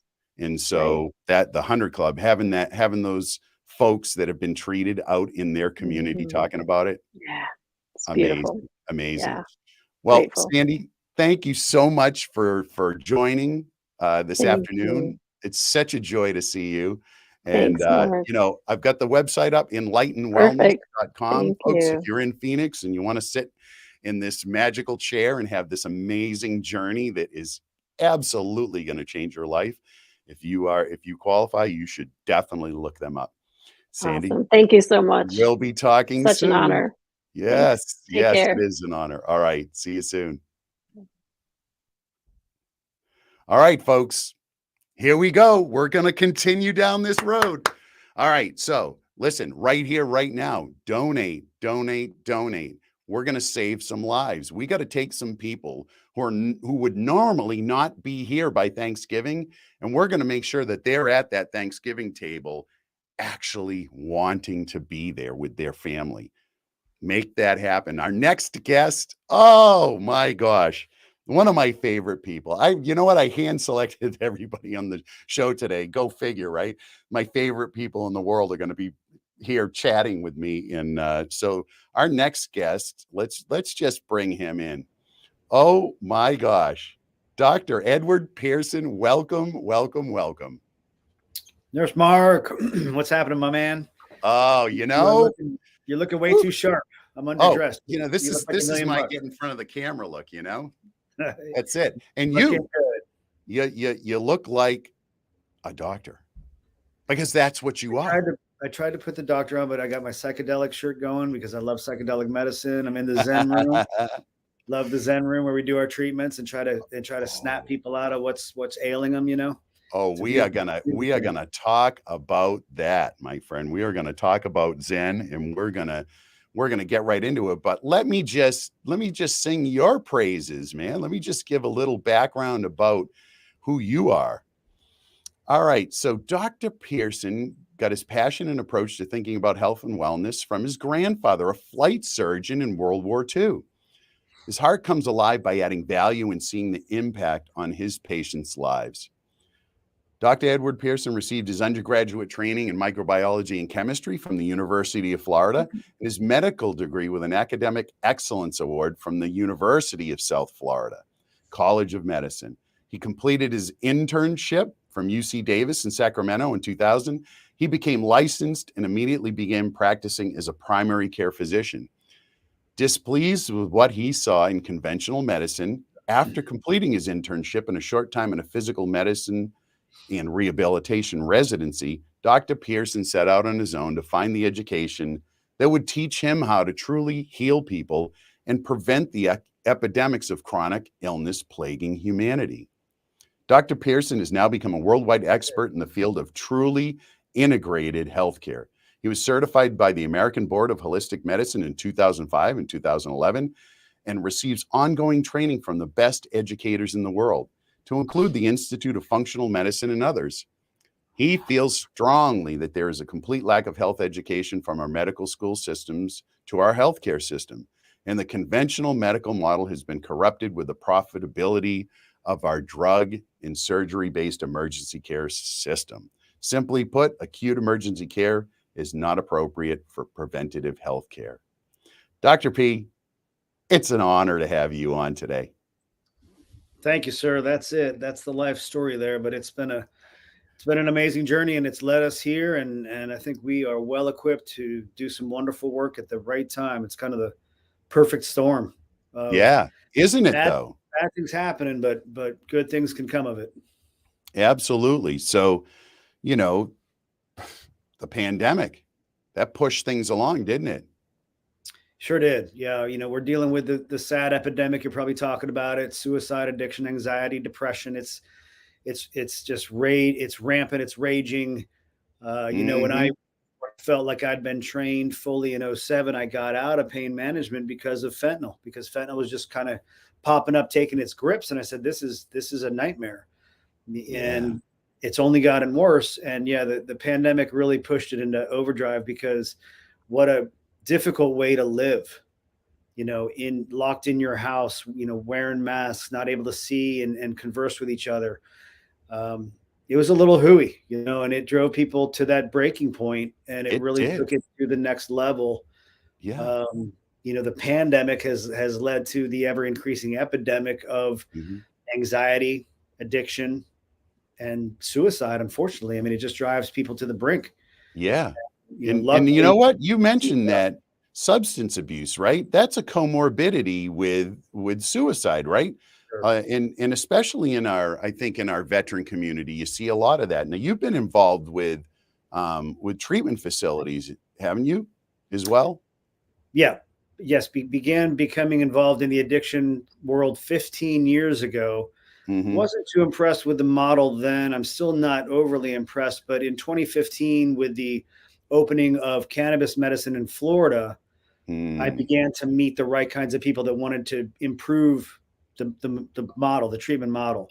And cannabis obviously helped tremendously, helped ease that daily anxiety that people have We were able to get Absolutely. that entrenched into the model. And then, that just opened the gate to this world of plant-based medicine that I think is going to revolutionize and evolutionize everything. I We just got couldn't agree more. I couldn't to agree get more. My background is in cannabis, and I have a master's in medical cannabis science. So cannabis is, truly something that I've embraced. And it's not something that I ever used after I entered the Marine Corps. When I went in the Marines, that was it. It was done. And didn't come back around to it until 2018 when I got into the world of CBD and cannabis. So cannabis for me, now we're talking about cannabis. We know this is a ketamine psychedelic medication broadcast, but cannabis, I would lump into that category of sacred plant medicine. And absolutely. right. And so it absolutely. opened the door. It Yep. opened the door for all of the rest of this stuff. Let's just have a round of applause right now for the state of Colorado. What did they do this week, Doc? Oh my gosh. Legalizing medicinal mushrooms. It's a huge step in the right direction. The world, Amazing. I think it's going to accelerate. It has to. It's going to because it has to. But cannabis, absolutely same story for me. I was a cannabis newbie. It just wasn't my thing. Didn't really didn't understand it. As soon as it came here, just like you, of course, I'm going to investigate this new therapy. And right off the bat, no wonder people love this stuff. It's God's medicine. It's here for a reason. And it did open the door, open the gate to this world of plant-based medicine that we need to get to. And ketamine is the bridge. It gets us there. It does an incredible amount of work along the way. And then you've got this, nature's treasure chest of other incredible medicines just waiting to be discovered by our culture. And other cultures are looking at us saying, what took you so long? Yeah. I couldn't agree with you more. When I think of the various psychedelic medicines that are available and have been, ketamine seems to be the one that is like the first that someone should experience, because it's going to be, in my experience, is going to be less anxiety provoking, less, it's just going to be the right entry point. It is. I tell everybody I meet, everybody should try it one time, because it's whether whether you need to snap out of something or not. If you're totally gleefully happy and everything's effing awesome, then great. Then you're in the matrix. Good luck. Well, yeah, that's all good. But it's gonna, there's a consciousness expansion part of this stuff too. That's another reason why it's here. And that's going to open your mind to some beautiful things that you're just not going to get to otherwise. It links up traumas. It crisscrosses new neurons. It increases intelligence. So everybody should try it once. It's safe. It's easy. It's quick. It's effective. It's beautiful. Yeah. Done. Then you'll know what else you need. But it's a no-brainer. I couldn't agree more. So tell me, what's going on at Zen? This is sort of a new endeavor for you, right? Just you've been providing ketamine therapy for a bit, quite a while. Now you've kind of got with this new idea and opened this new space, which is super cool. Tell us about that. Well, I have to credit my partners, my wonderful wife who's sitting here with me, and it was really her idea. Hey! We needed to expand our treatment modalities and ability to deliver ketamine, because I was deeply involved in it with the team that I met, and it was incredible. And we were doing some work in the treatment centers that didn't last. Unfortunately, they weren't open to it. I have a 3-prong approach to fixing this problem. I'm going to keep rooted in the treatment centers just so that we're still doing our best over there. Granted, we can't do nearly as much as we want. Then we need a model to deliver best practices of ketamine in the clinic. And that's what Zen medicine is. How do you best deliver this in a spiritual setting, a ceremonial setting? Intramuscular injections, I believe in troches too. You need it to be systemic. That's the most effective and powerful treatment and experience you're going to have. That's Zen medicine. That's what we developed this for. And we're opening our second one, in Okeechobee here as we speak. And then having a church entity to get all these other plants here now. I'm just not a believer in waiting for the powers that be to do what they're going to do, big pharma style, and manipulate, synthesize, do all the things they're going to do, and patent things. We need this now. Yeah. We need this now. We can't wait 10 or 20 years and spend billions of dollars. We need this right now. And we need it now. People are dying now. Let's just get to it. Let's just get to it. I agree with you wholeheartedly. And one of the things that I'm a firm believer in is that in these sacred medicines, when you start to isolate the molecules, you decrease the effectiveness of the actual experience. And cannabis is a perfect example of that. You know, we've had Dronabinol and other medications that are synthetic cannabinoids that mimic THC that have been around through pharmaceutical companies for many, many years that are so far less effective than the whole plant itself. Like when you take it out, you're pulling out like the sacred nature of it. So to your point, you know, just having access to these sacred medicines as they are now, and having it now is huge, huge.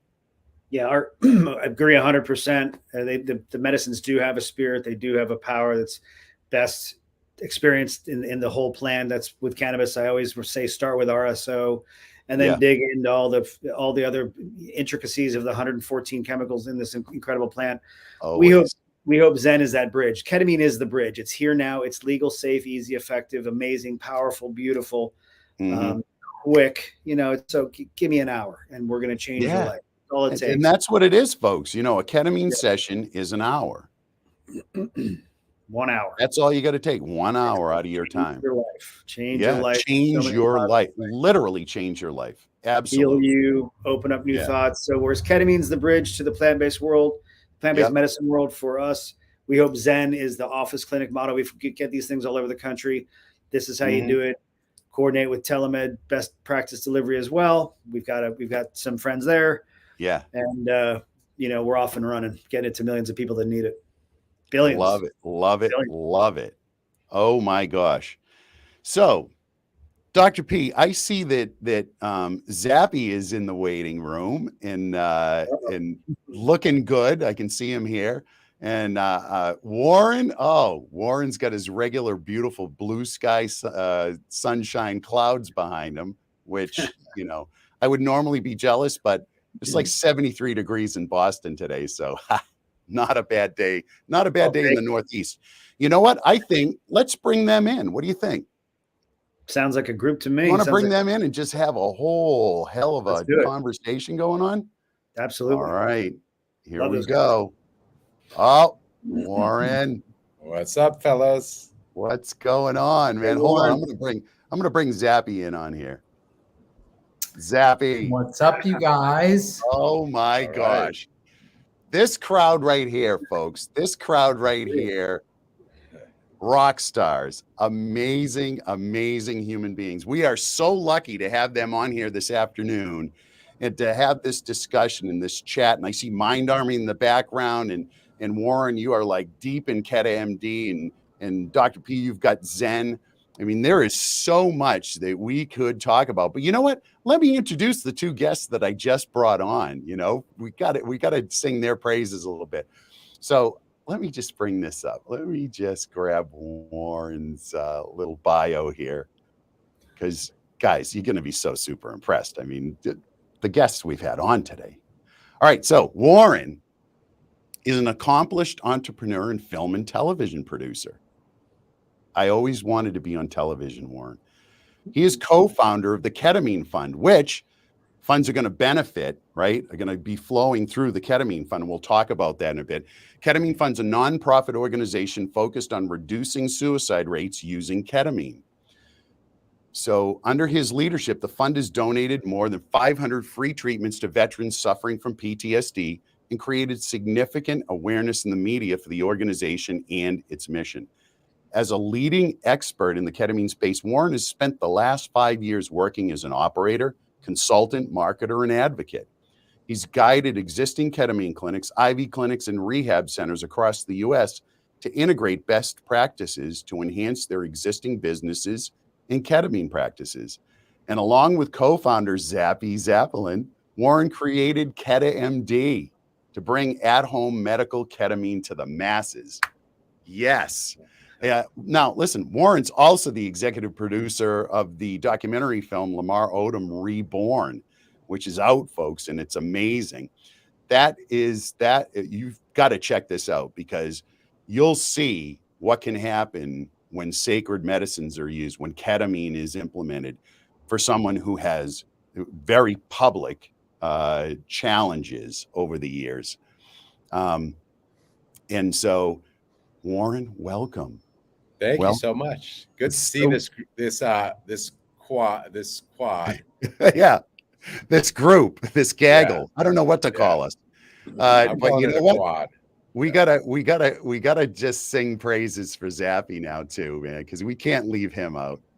I mean, you know, if we all really had a bio that talked about all of the shit that we've done in our lives, I mean, that would just be at least a day-long show in and of itself, wouldn't it?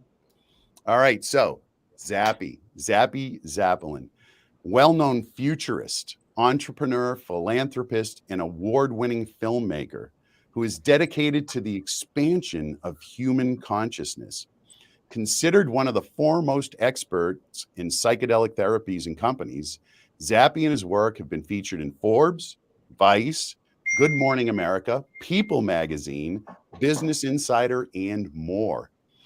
Driven by his belief that psychedelic medicine is the most powerful tool available to quickly raise consciousness and alter humanity's direction down a destructive path, Zappy has made it his life's mission to increase accessibility to psychedelic compounds through education, media, research, clinical development, and commercial enterprises. So today, Zappy is a frequent public speaker on the emerging psychedelic industry and its many potential investment opportunities, and a member of Benzinga's Psychedelics Advisory Council. Boom. Right Wow. there. Damn. Sounds cool. Do you ever sit back, Zap? Do you ever sit back and say, wow, I am cool? No, I sit back and I go, thank God I have the best product in the world. I don't even really have to do anything. You know what I mean? Just show up. But, that's how good the ketamine is, given the fact that it's FDA approved and, something that Western society can really embrace.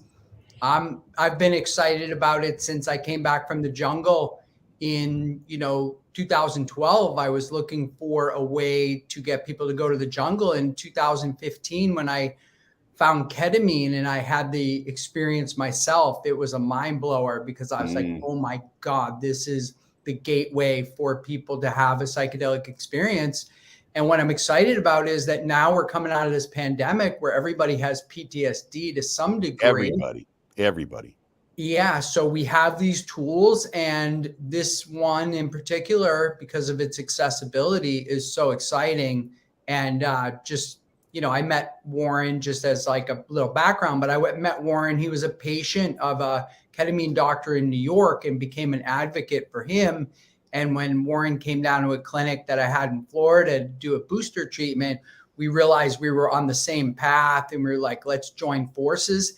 And we got to make the Lamar Odom documentary together, which was exciting. And then a few years back, we met Dr. Pearson. We were putting ketamine into a drug and alcohol rehab center in Fort Lauderdale, where Dr. P is the medical director. And having spoken to hundreds of other doctors and educated them in things, Dr. P was really one of the only people I had spoken to in my entire psychedelic, 10, 12-year career that was thinking in the same way, moving forward, combining his Western medicine with, these cutting edge plant medicines and things like ketamine. So just been a great organic experience. But, the fact that, people are paying attention to their mental health, and instead of having to convince people to, have a psychedelic experience, which is hard to do, rather, in this case, we just tell people, hey, if you have depression, PTSD, go in for a ketamine treatment and try that. And they don't ask too many questions at that point. They just know they've heard ketamine works. They go in and they have this incredible, enlightening experience. And then they become part of that greater community that we're trying to build right now. So amazing. Good times. Amazing. Good times is right. It really is. So Warren, you actually were you're a patient. Like you had tell us about that, because my background, same here. Like Yeah, I mean, it's the background of so many people. I suffer from depression, have had it in my family, in my lineage. A lot of people in my family have suffered from it. Went through the normal courses of treatment, started on SSRIs in my early 20s, cycled through all different medications like everybody else that I know that whose depression, continues to haunt them. And there was a time when it just got too much for me. And, I'd gone to all of the best psychopharmacologists. I was living in New York City at the time, and they just kept switching my medications, and none of them helped. I had a ton of side effects, all of the ones that people would know. Weight gain, I was probably 50 pounds heavier than I am right now. Same And here. yeah, it's and so wild. And so, we talk about these plant medicines and some of like the spiritual, some of the aspects of them that we just cannot understand. Is out of all of those psychopharmacologists, all the best guys in the world, none of them told me about ketamine. I found it myself. And one of the only practitioners in America at that time was Dr. Brooks, who was one of the original guys from Yale University. He's an anesthesiologist in his 80s. And he was doing ketamine infusions out of renting one room in a podiatrist's office. And that podiatrist's office happened to be a 10-minute walk from where I was living in Lower Manhattan. Perfect. Because if it was any further, I don't even know if I would have gotten there. And, we're talking about maybe 5, Zappy, you might know 5 or 10 clinics in all of America that were doing this. And I found ketamine, and I found the practitioner within walking distance from my home. And that was a miracle. I went in, there were no advocates, there were no forums like this. It said may cause dizziness. I knew a little bit more about ketamine than I knew it was not going to be necessarily dizziness, but I knew people using it. But I went in, had an infusion, and it was way more than what I expected in terms of the actual experience. And then it lifted my depression really quickly after a decade and a half of getting very minimal relief. And even when I got relief, it was just numbness more so than a relief from depression. This was actually the lifting of depression and really feeling like I was inhabiting my body and who I was for the first time in a long time. So that's my story of how I found ketamine, and it was truly a miracle. Yeah. And when you are exposed to that experience, I feel you, brother. Like, as soon as I had that ketamine experience, I knew that this was what I was committing my life to, because I'd spent that same 30-year period trying every single medication that they had with all of the side effects with no relief, and was at the same point that you reached. And now, I mean, what an amazing life. What an amazing time to be alive and to be in this particular space with all of you and everyone else who's out there doing the good work, trying to really push this thing along. Yeah. And, hey, Mark, let me add something, because I am here. Go ahead, I'm here at the Mind Army headquarters, and we are fighting for the right to pursue happiness. And we believe it's everybody's inalienable right to go inside their own mind for answers and healing. There it is. And so I think really we have to be very aggressive. I know this is about veterans and Veterans Day and suicide and things like that. And I want to just pass on that, the amazing thing about ketamine is, they found this thing when they were in Vietnam. They were doing amputations out in the battlefield. And after the war, they looked at all the people who had amputations, and they realized that the people who had ketamine as their anesthetic during the amputations didn't commit suicide at any way near the rates that the other people did. And they were like, wow, what's going on here? They sent it to Yale University. They did a large study that Warren referenced and, came up with ketamine. Low dose ketamine is 70+% effective against even treatment resistant depression. And that's amazing. That statistic right there is amazing, because at best, the medications we have now are 40% effective for everybody overall. Yeah. And, not to mention the negative side effects and all that stuff. But, the reason that ketamine is so exciting for breaking suicidal ideation, the fact that that's the major side effect is it breaks suicidal thinking. I just wanted to tell you, in my opinion, how that works, because what happens is usually, and Warren and I have had people come into our clinics with bandages on their wrists where they had actively tried to commit suicide, and somebody got them in there as like a last resort, and they walked out like a different human being. And the reason that can happen is, when you're going to commit suicide, you kind of think you only have two choices: keep doing what you're doing or commit suicide. That's it. Yeah. And then you have this ketamine experience, and while you're in the experience, all of a sudden all these other option sets open up to you. All the chatter goes away, and then all of a sudden you're looking at all these different things in your life, and you're thinking, oh wow, look, I like that, which could actually lead to that, which could lead to this. Wow, this is so interesting. I'm not going to kill myself. And it's that dynamic at disrupting that type of thing, because all of a sudden you realize you don't have two options. You have a lot more, which could develop into some other stuff. So it gives you hope. And I think I'll turn it over to Warren to tell you about the Mind Army. But we started that Mind Army because, we wanted to give back to veterans. We knew that ketamine was going to be the most effective thing. But some of the stories of guys, finding hope again are really powerful. And I'm glad you mentioned that 4-letter word, because that's it. What you're talking about is it infuses hope. And I shared earlier in my experience, having been at the edge of the precipice 3 times, you're completely disconnected from everybody else. You are not connected to anybody or anything. You are legitimately all alone in that moment. And, to have ketamine bring you back, my personal experience, every ketamine session I've ever had, the first thing that happens is when I'm first in the medicine, I have this overwhelming sense of being connected to everybody. That it's like a wave that washes over me. So, for me, it's that infusion of hope and that connectedness to everybody else. And then, everything's available after that, right? Yeah. Warren, talk about Mind Army. Well, I think Zappy, you meant ketamine fund. I'm Yeah. assuming, right? I'm sorry. Yeah, I was talking about ketamine fund, where we've given all these treatments away to veterans. Yeah. So Zappy and I, we were, so much time was spent on the phone with people that just couldn't afford the treatment, and Zappy and I decided to start Ketamine Fund so we didn't have to say no to people anymore. And we had a very generous donation from somebody who had a very particular interest in veterans, and we started giving people free treatments. And really, that was it. I mean, the money came in. We didn't really build much infrastructure. We just put it right to use, and started with a pilot program in Salt Lake City with a really cool doctor, Dr. Heemstra. There are a couple doctors that I hold in really high regard in this space.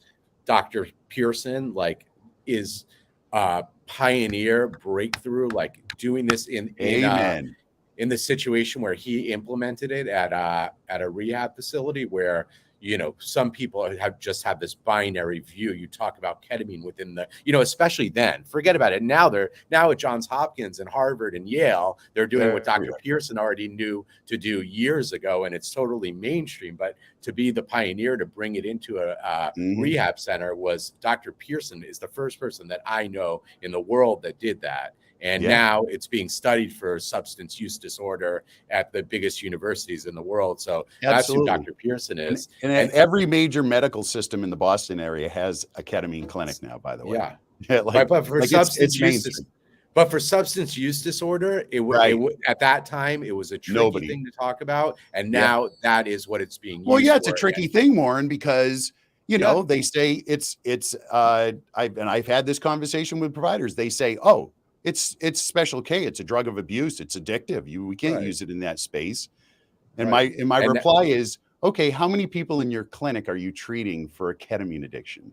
And the answer is 0. Yeah. And even on top of that, one more thing. I just wanted to, I said that I kind of got off on a tangent because I wanted to talk. No, go off on the tangent, brother. Go. No, but I wanted to talk about the Ketamine Fund and how amazing it was to be able to give free treatments to veterans, because and some of them had heard about it. We had to like sound the alarm that it was available, but a lot of times Appy and I were getting calls from wives and from family members, and they may have even had had researched ketamine, and they would ask, well, how much is it going to be? You know, I've looked at this and we can't afford it. And to be able to say to all of those people, it's free, and be able to do that for so long and just say, just go into the clinic and get your treatment. They're going in, they're getting their treatments. And then we're getting, you know, lovely calls from them and their family that, you know, they're back to themselves. And there's videos that you know, that are up on ketaminefund.org where you can see testimonials of these guys,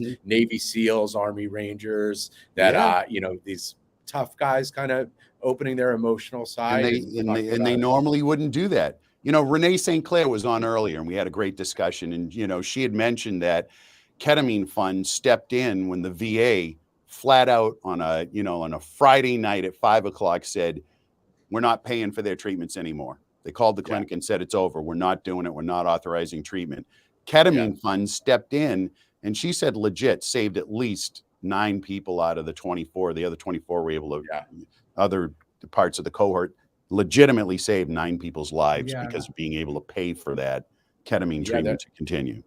I ran into an article about that Kadima clinic in San Diego, and they were forcing people out of ketamine into S-ketamine. And the article was specifically that these people that were forced onto S-ketamine were saying, we're going to kill ourselves. It's not going to work. And I called Renee and got in touch with Dr. Feifel, and, you know, and Zappy and I deployed funds right there and just started treating people at Kadima. It was the second, probably the second most amount of treatments we've given at a place was at Kadima. Yeah, listen, for people who don't know, S-ketamine is an FDA authorized form of ketamine.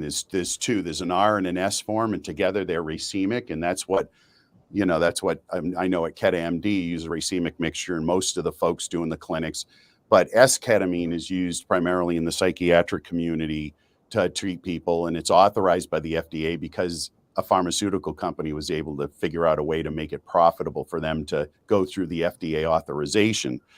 It's, you know, let me make a comment on that. Go ahead. You know, what's exciting is that we're seeing, like, you know, people always say to us, you know, at the Mind Army and to the 3 of us here, you know, oh, your job is so tough because you're up against the pharmaceutical companies and they're never going to let this stuff happen. But the funny part is that there's one group that's bigger than the pharmaceutical companies, and that's the health insurance companies. Yes. And the health insurance companies have turned to Warren and I, and we've been involved with some conversations about ketamine and trials that these companies are doing. The U.S. Healthcares and these kind of companies are like sick of paying exorbitant amounts of money for S-ketamine from Johnson & Johnson. It's like 50 grand a year.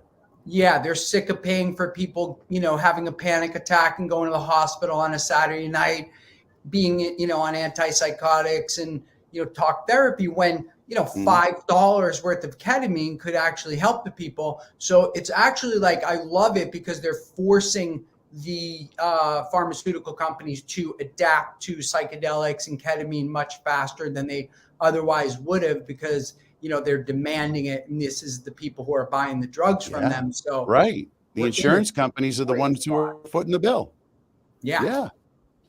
Amazing. So, and, you know, I want to shout out to Dr. Pearson and his group, because these guys are figuring out, you know, how to get ketamine to be covered by insurance in, you know, in ways that work for everybody and that everybody's excited about. And so they've already cracked that code, and coming up, it's just going to be really fun to be able to say, hey, you know, if you do have insurance, here's how it's covered. You know, that's going to be a great thing. And then one last thing I want to tell you is, like, the veterans, because again, we're here talking about veterans and suicides. One of the guys, you can see a testimonial from him. If you go to ketaminefund.org, you can donate there and support the effort. But there's a guy on there. He was on 22 medications from the VA. And he told Warren and I that he was, and the doctor, that he was homicidal, suicidal, on 22 medications. And the first time he came in and did the ketamine treatment, he said when it was over after 45 minutes, he said he felt hope. And then he said he went home and he hugged his kids and he felt love for the first time in 10 years. Yeah. And so I Yeah. love that it just happens so fast. This isn't like a Mhm. diet where you got to wait 6 months, a year, or antidepressants where you got to be on them for 3 months just to figure out if they work for you or not and then switch it. It's like, number one, this works immediately. Number Yeah. two, when it metabolizes, it grows new neural pathways in your brain, and then it's out of your system, where the antidepressants and things you're taking them every day, they're changing your brain chemistry all the time. So Right. this is just a Right. much more elegant solution, And and it works better. yeah. And I would have to say, probably if we incorporate it after the ketamine treatments, some psilocybin microdosing, which will probably, replace all the antidepressants out there at some point. We have Yeah. a perfect and Agreed. very cheap solution to treat all of the veterans and have them be in an incredible headspace. Absolutely. Couldn't agree more. And that's so we're talking about ketamine, and now we're bringing in some of the other psychedelic medicines, right? We're talking about psilocybin, we're talking about mushrooms, and MDMA, all being soon to be legalized. Again, we had a little round of applause earlier for the state of Colorado. Again, they're on the forefront. They were on the forefront with cannabis after California, and now they're on the forefront with psilocybin. So it's legal to do guided psilocybin journeys. Bravo. That's what we need. We need that across Amazing. the world, And so when we talk about, we've talked about recovery, right? We've talked about, dealing with people's substance abuse. And that's always a part of, or almost always a part of this suicidality, is this sort of trying to self-medicate, right? So you get into that whole vortex of self-medicating and stuff like that. There are other psychedelic medications that are not, legal at this moment, like ibogaine. Let's chat a little bit about that just real quick, because that's a pretty powerful medicine in the recovery space. And I think personally that it's going to change the landscape in the recovery and addiction treatment model, along Yeah. with all of the other ones that we're talking about, right? Absolutely. I know Warren and I have personally tried ibogaine, and I know Dr. P's brought some patients down to the medical folks in Mexico to do it. And Warren and I, we have a close friend, Talia Eisenberg, and her husband Tom, who have a treatment center, an ibogaine treatment center in Mexico near Cancun. And what's amazing about ibogaine is it can actually break a heroin or opiate addiction, alcohol. It can break it. And that's what we gave to Lamar Odom after we kind of stabilized him with ketamine treatments. We next took him down to Mexico to do ibogaine because he has an addiction profile, and he's had so much trauma and loss. His mother died when he was 12. His son died at 6 months age. And so he needed this kind of healing. And the Bwiti that used the ibogaine, the iboga down in Africa, they use it as an ancestor-based religion where they take the ibogaine to get in touch with ancestors. So when Lamar did it, he was able to get in touch and hear his mother's voice and see his son grow up that passed away, and just like changed his whole life. And he's been clean 3 years off of hard drugs since the ibogaine. And he told us that with the day that Kobe Bryant died, he said, as an addict, I knew everybody would give me a free pass if I used that day. He's like, but just after the ibogaine, I just didn't have the desire.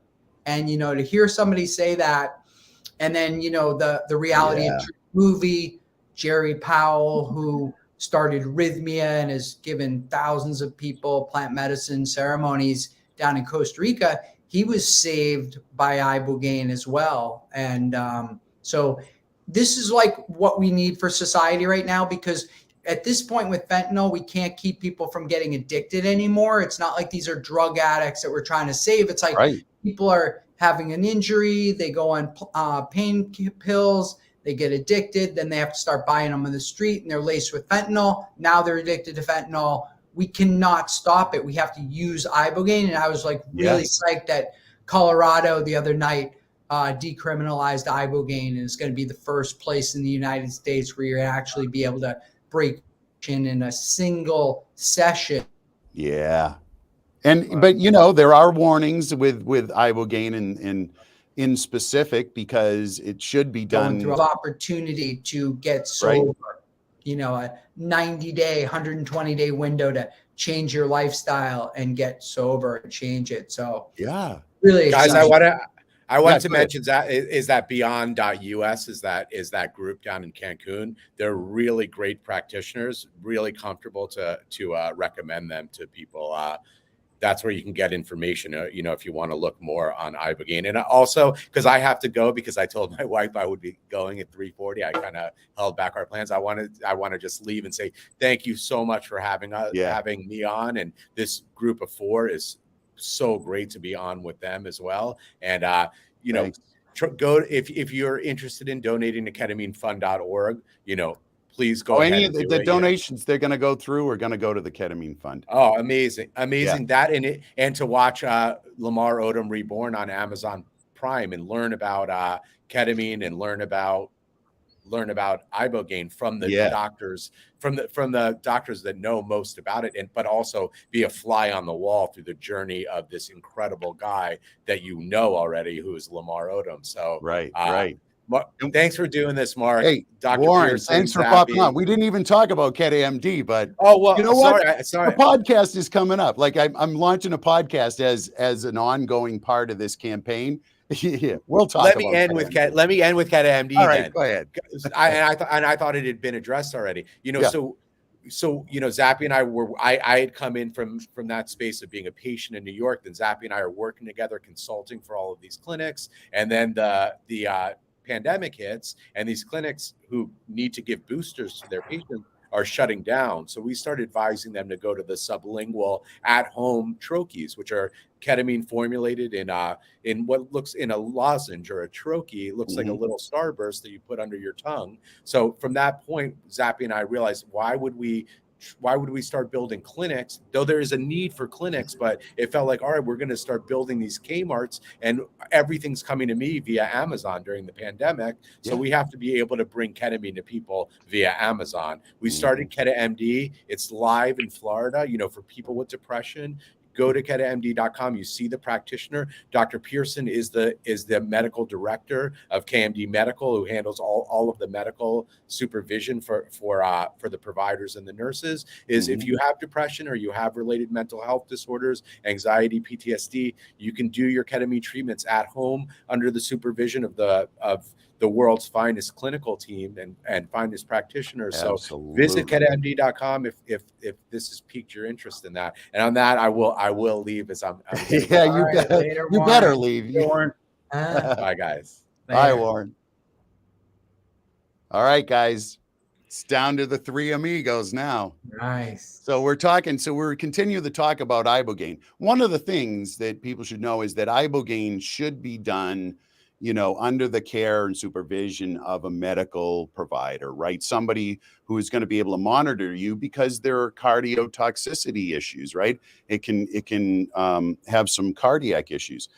Now, the numbers are very, very low for people who have issues, but it still is something that should be definitely, you know, in the space of knowledge, right, Dr. P? And I was going to say, ideally, you know, there's a doctor there, but for sure you need a practitioner, because how it goes and how you integrate it, you know, is an important part of the experience. And you know, the cardiotoxicity, I mean, it's just, you know, again, only 39 people have died in the last 50 years, so that's exactly like peanut allergy.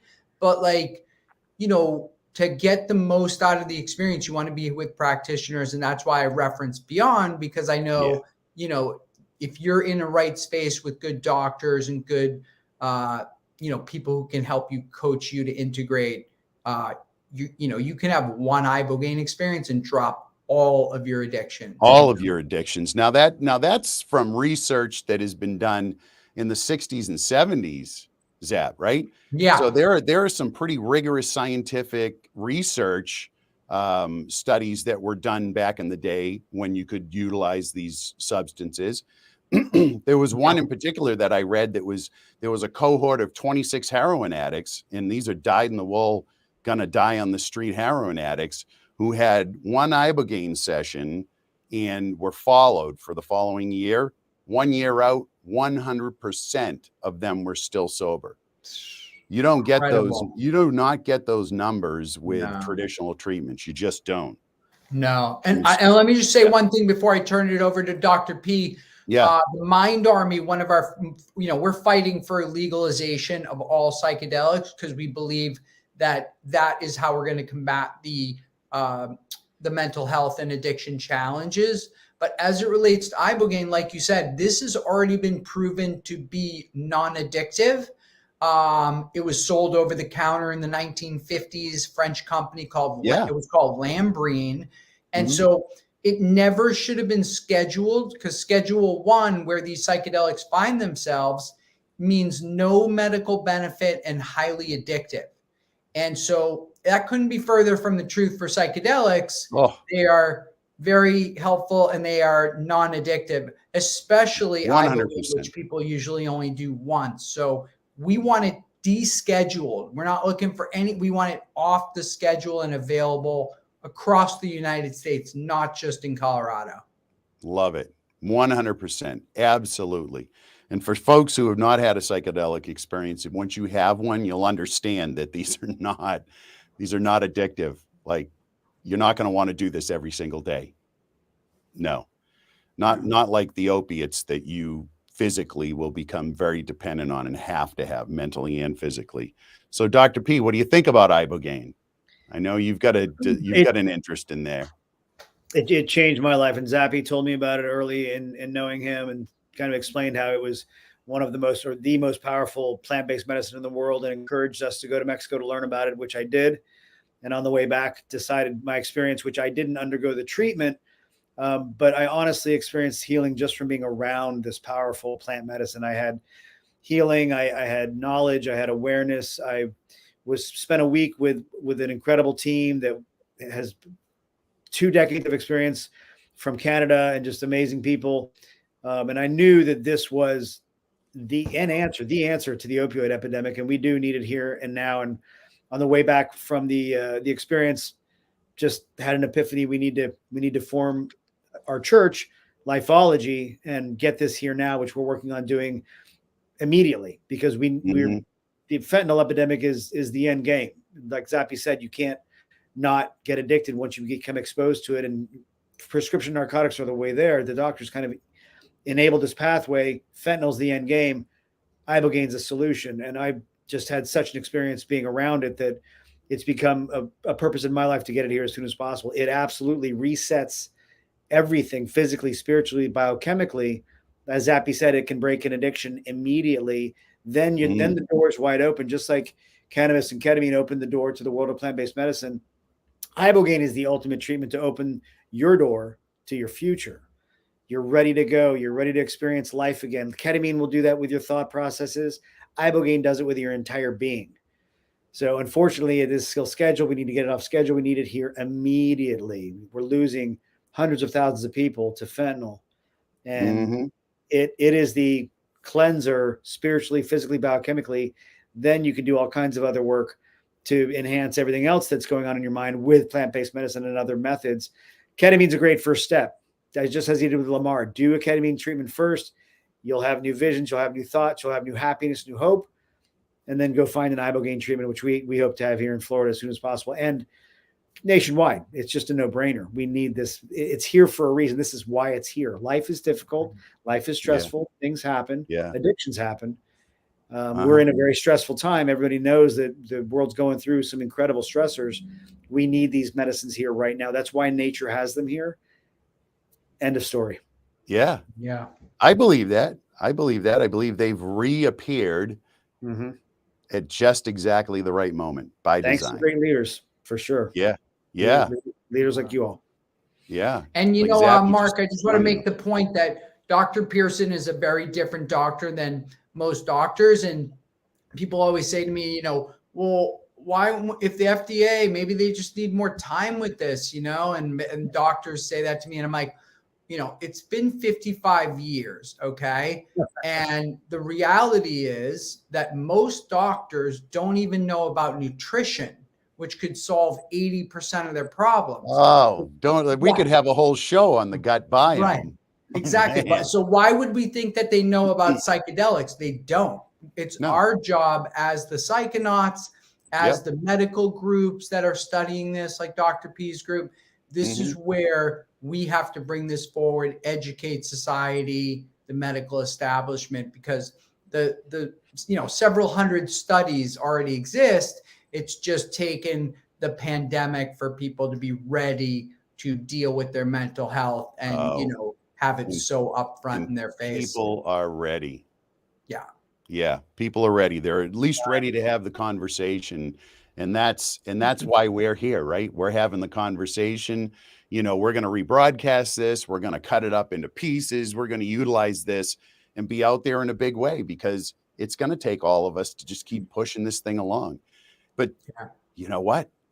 It's starting. Like, it's starting. You can see it. I mean, Zappy, you must be so just excited, beyond excited, to see what's happened so far, from where you were 5 years ago. You too, Dr. P, 5 years ago to today. Like, we're making progress, which is amazing. A lot of progress. Yeah. A lot of progress. But there's still so much to go. We need these groups that we have to keep making it happen. Mind Army, KetMD, Ketamine Fund. Yeah. What about bridging medicine? Psychology. Yep. What about bridging medicine? Yes, bridging medicine for sure. We got to bridge, right? We got to bridge the Western with the Eastern, and the ancient with the future. Yeah, that's our nonprofit as well, for more patient treatment funds as well, for donation. A 501c we have to donate funds for all kinds of natural healthcare treatments that we provide through New Medicine and Zen Medicine. Bridgingmedicine.com. Bridgingmedicine.com is. Yep, I've got it up. Mark, let me just give one more shout out for ketamine before I need to go, because I think this is an incredible thing that people need to know, which is that, as I said, the number one side effect of ketamine is break suicidal ideation. But there was some new information that came out in Nature magazine that basically says you have this area of your brain called your default mode network. Oh, yeah. And that's usually defaulting to, when you have time, it defaults to either creativity or worry. And usually people are in between. Some people are always worrying. Some people are in creativity. But what happens is when in your default mode network, there's this mechanism called your lateral habenula. And the lateral habenula is recording all the stress you've ever had in your whole life. When it becomes too much, your brain goes into this burst mode.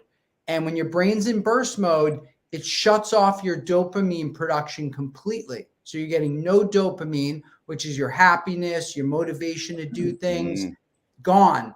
The first time you do a medical ketamine treatment, it takes your brain out of burst mode and you immediately start getting your dopamine back. And so Dr. P and myself and Warren, we always get these great phone calls the next day from like the husband or the wife, partner, and they're always like, "Oh my God, he just cleaned the attic. He claimed he was going to do it for 5 years." So this is just like their lateral habenula, like they switching out of burst mode, getting their dopamine. This is why Yale University said ketamine is 70+% effective against even treatment-resistant depression. And you said it right there, treatment-resistant depression. Nothing else works for these folks, of which I am one. And so here we are, ketamine to the rescue. And one of the other really major side effects that we don't talk about with ketamine is happiness. That is a side effect of having ketamine sessions. Happiness. It's damn it, that's one side effect that I will take every time. For sure. It's immediate, and that's why I love being in any setting when patients come out of this experience. You just never know what you're going to get, and it's always amazing. It's always wow, amazing, incredible. We're talking about 1 hour. We're right there with you, whether it's telemedically through KetMD or in the clinic with Zen Medicine. We're right there. It's beautiful. We have you relaxed and enjoying things, and that returns. It's amazing. It's a miracle. It literally, as Zappy is. said, it switches off that burst mode in your DMN, and you have this rush of neurotransmitters, and that lasts. People say, "Is this going to last?" Yes, it's going to last. And the beautiful thing is, you can do it again when you need to. Life's going to get you down; it'll happen. But just a few ketamine sessions and a maximum 6. This needs to be first line for depression. Period. It needs to be Always. first line for First everything. line, 100%. I mean, I don't like to wait around. That's why I love meeting people like Zappy that teach me these, that taught me this. I knew immediately, like, this is it. Let's go right now. What are we waiting for? Right. Yeah. We don't need to wait 10 or 20 years and billions of dollars. We will do our safety checks. This stuff it's a World Health Organization medicine of necessity. It's safe. They use it in battlefield in thousands of times what we use for our treatments. It is safe. It doesn't do anything except put you to sleep if you take too much. So we're good to go. Let's do this, and let's stop using all these dangerous medications with black box warning labels for suicidality. Oh my gosh. I tell you what, being a psych nurse in the acute care setting, man, I am slinging meds that all of them have black box warnings, every one of them. It's like Significant, permanent, damaging side effects. So, for folks, before they get into the acute care setting, let's get them on a ketamine session way before they ever get down the road to where they are in this mode of having to be in an acute unit. That's what we did. That's what we did. They can all be saved way ahead of time. Yeah, that's what when we were using the treatment center, and we were able to. It wasn't gonna fly with that industry long term. But just hang on a second. Come here, sit down real quick. Give me an hour. Okay, you're good. That's it. Done. How'd you feel? Amazing, right? Yeah. That's it. Yeah. It's that quick and easy and safe. 100%. And Mark, one thing before I do go, I want to tell you that group ketamine sessions are a really incredible situation. I know you and I have done a few with groups, and magnificent. I've done Silicon Valley executive teams, and just all kinds of different people. And when you do it in the group, it's great because you get that feedback loop from everybody else, and there's also a group aspect to it that's really incredible. And so I'm just honored to be able to like I said, we have the best product in the world. It works even better than advertised. So our job is this. It's just to educate and share and try to lead the medical establishment through our efforts to get comfortable with this. And I'm involved with a for-profit company called Psychoceutical, and we're trying to make psychedelics more like a pharmaceutical, because we know that a doctor, even if they know that psilocybin mushrooms are going to be great for you, they don't want to hand you a bag of mushrooms and say, take 2 caps and a stem and let me know how it goes. Right. They need it to be pill form. Know what the half-life is. So fortunately, Psychoceutical has some patents in the drug delivery area that we can, control dosing and even vary out the side effects, like even the psychedelic experience, but give people all the benefit of that neurogenesis and neuroplasticity that these psychedelics bring. And for me, it's just about reconnecting to the miracle of life. And these psychedelics reconnect you to that. And that's what this whole movement's about. That's exactly right. Absolutely. And so what I heard you say, Zappy, is you're meeting the providers where they are. And that's what we always talk about in the nursing community, is meeting the patient where they are.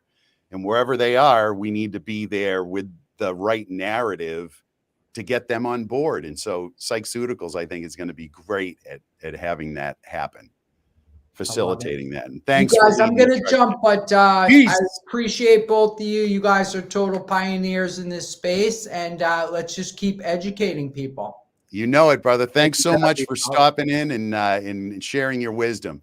Have a great rest of your day. All right.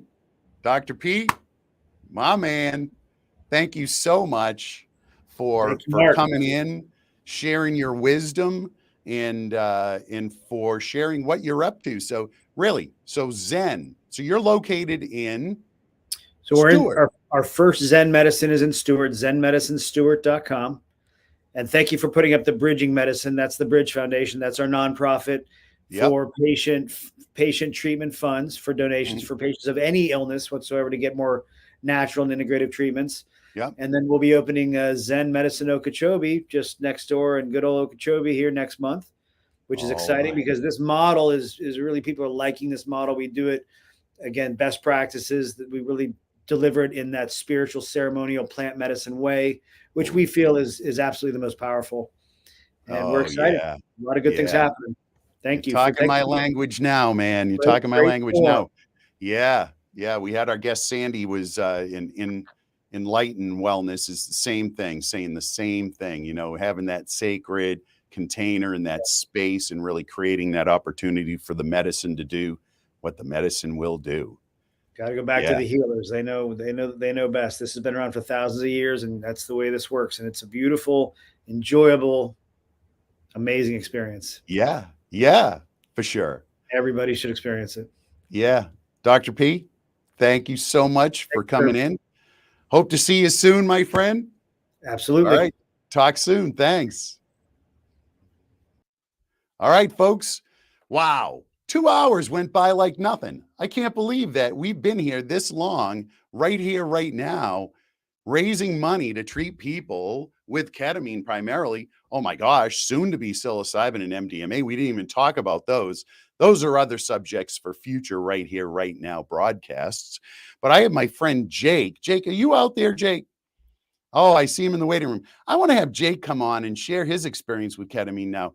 Jake is a great friend. We were on a One Heart ayahuasca journey together, and we are absolutely brothers. And so wanted to just give him a minute to kind of share, because I really think having the personal perspective, you heard about Warren and I, and I'd love to have Jake come on in.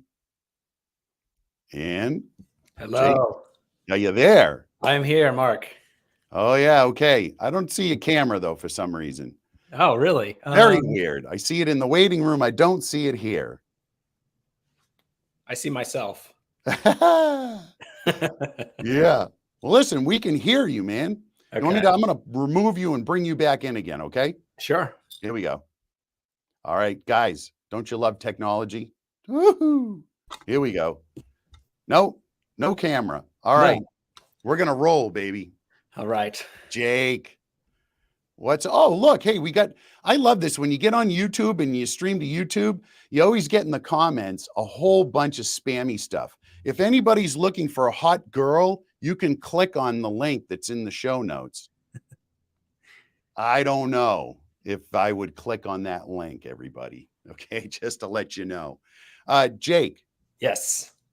You've had some experience with ketamine. Tell us about your experience with life. Like, has depression been part of this? Yes, it certainly has. Yeah, I wanted to,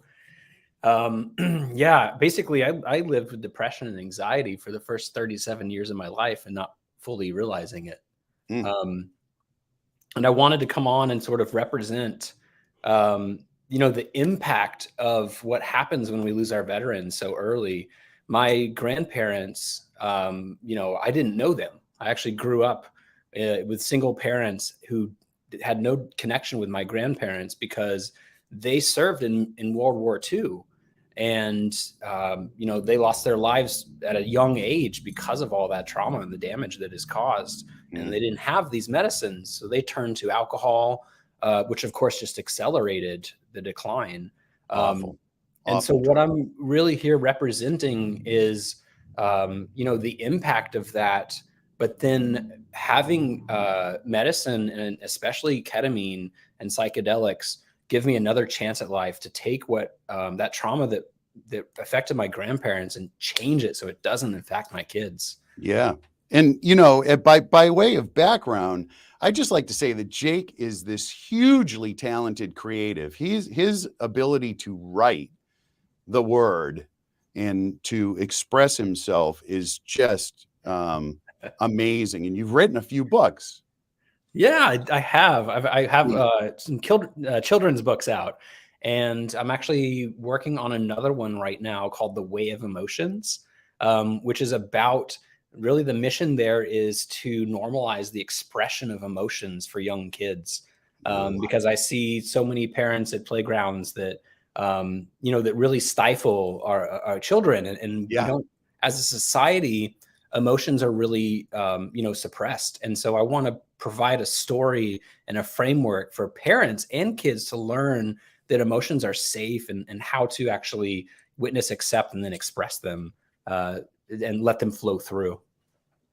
Love it. Love it, man. Love it. And you're a hell of a singer and guitar player too. So, does that have something to do with depression? I don't know. A lot of creatives suffer from depression. I got to tell you, sometimes it's like that. The embracing of the deep dark also brings out the really big light. Ooh. Yeah. Right.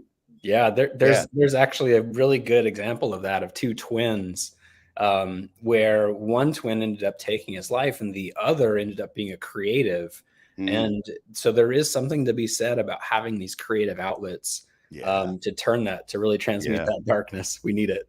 So tell me about your experience with ketamine, because that's, primarily what we'll be able to fund right now for our veteran community, our ketamine sessions. So tell me about your experience with ketamine. Yeah. Ketamine certainly saved my life. So I was actually introduced to ketamine without, the universe just handed it to me. I didn't go out of my way, and it really started a healing journey that transformed my life. It was 2.5 years ago where I was biking home on my bicycle, and a car came and hit me and took me out, and was in the worst pain ever. And because I had, completely tore my elbow up, or my shoulder, because of the trauma, the blunt force, they couldn't give me pain meds on the way to the hospital. And so I was screaming and yelling and in need of something. And so they were able to provide ketamine, which, by the way, folks, thanks for bringing this up, Jake. Ketamine's used on in the ambulance setting, paramedics all the time, because it's an amazing immediate pain reliever, right? So they use it in the ER. Sandy, I'm sure, has used it. And Jake, you had this experience in the ambulance. It's an immediate pain reliever. So that's another whole realm that we could get into later in the veteran community for chronic pain relief. But so you're on your way to the hospital. They give you ketamine because it's such a safe pain medication. Exactly. And that really instantly eased, the pain from that wreck. But it also was the first time in my life ever that I really felt, without the anxiety and depression that I carried around from childhood trauma. Okay. So let me get this straight. You get hit by a car, you ride in an ambulance, you have one ketamine session, and you realize you're free from depression that you've carried for 37 years. Well, so there was still a lot of work to be done after that. It was the taste. Yeah. It was the first taste. Yeah. But it really is personified. They were wheeling me into the emergency room, and I was still very much present. And the doctor, I was making a joke, and I said, "Oh, it's so clean and clear in here. It feels like I'm in heaven." And the doctor said, "Oh, don't worry, you won't remember any of this." And then right after that is when I went under the anesthesia, and then came out in a whole new world, and with a very different mindset after that surgery. Wow. Wow. And that was the beginning. That was the beginning. That was the beginning. Yeah. Then after that, there was COVID hit. And then after that, a divorce hit. And this was all while I was recovering, stuck in bed.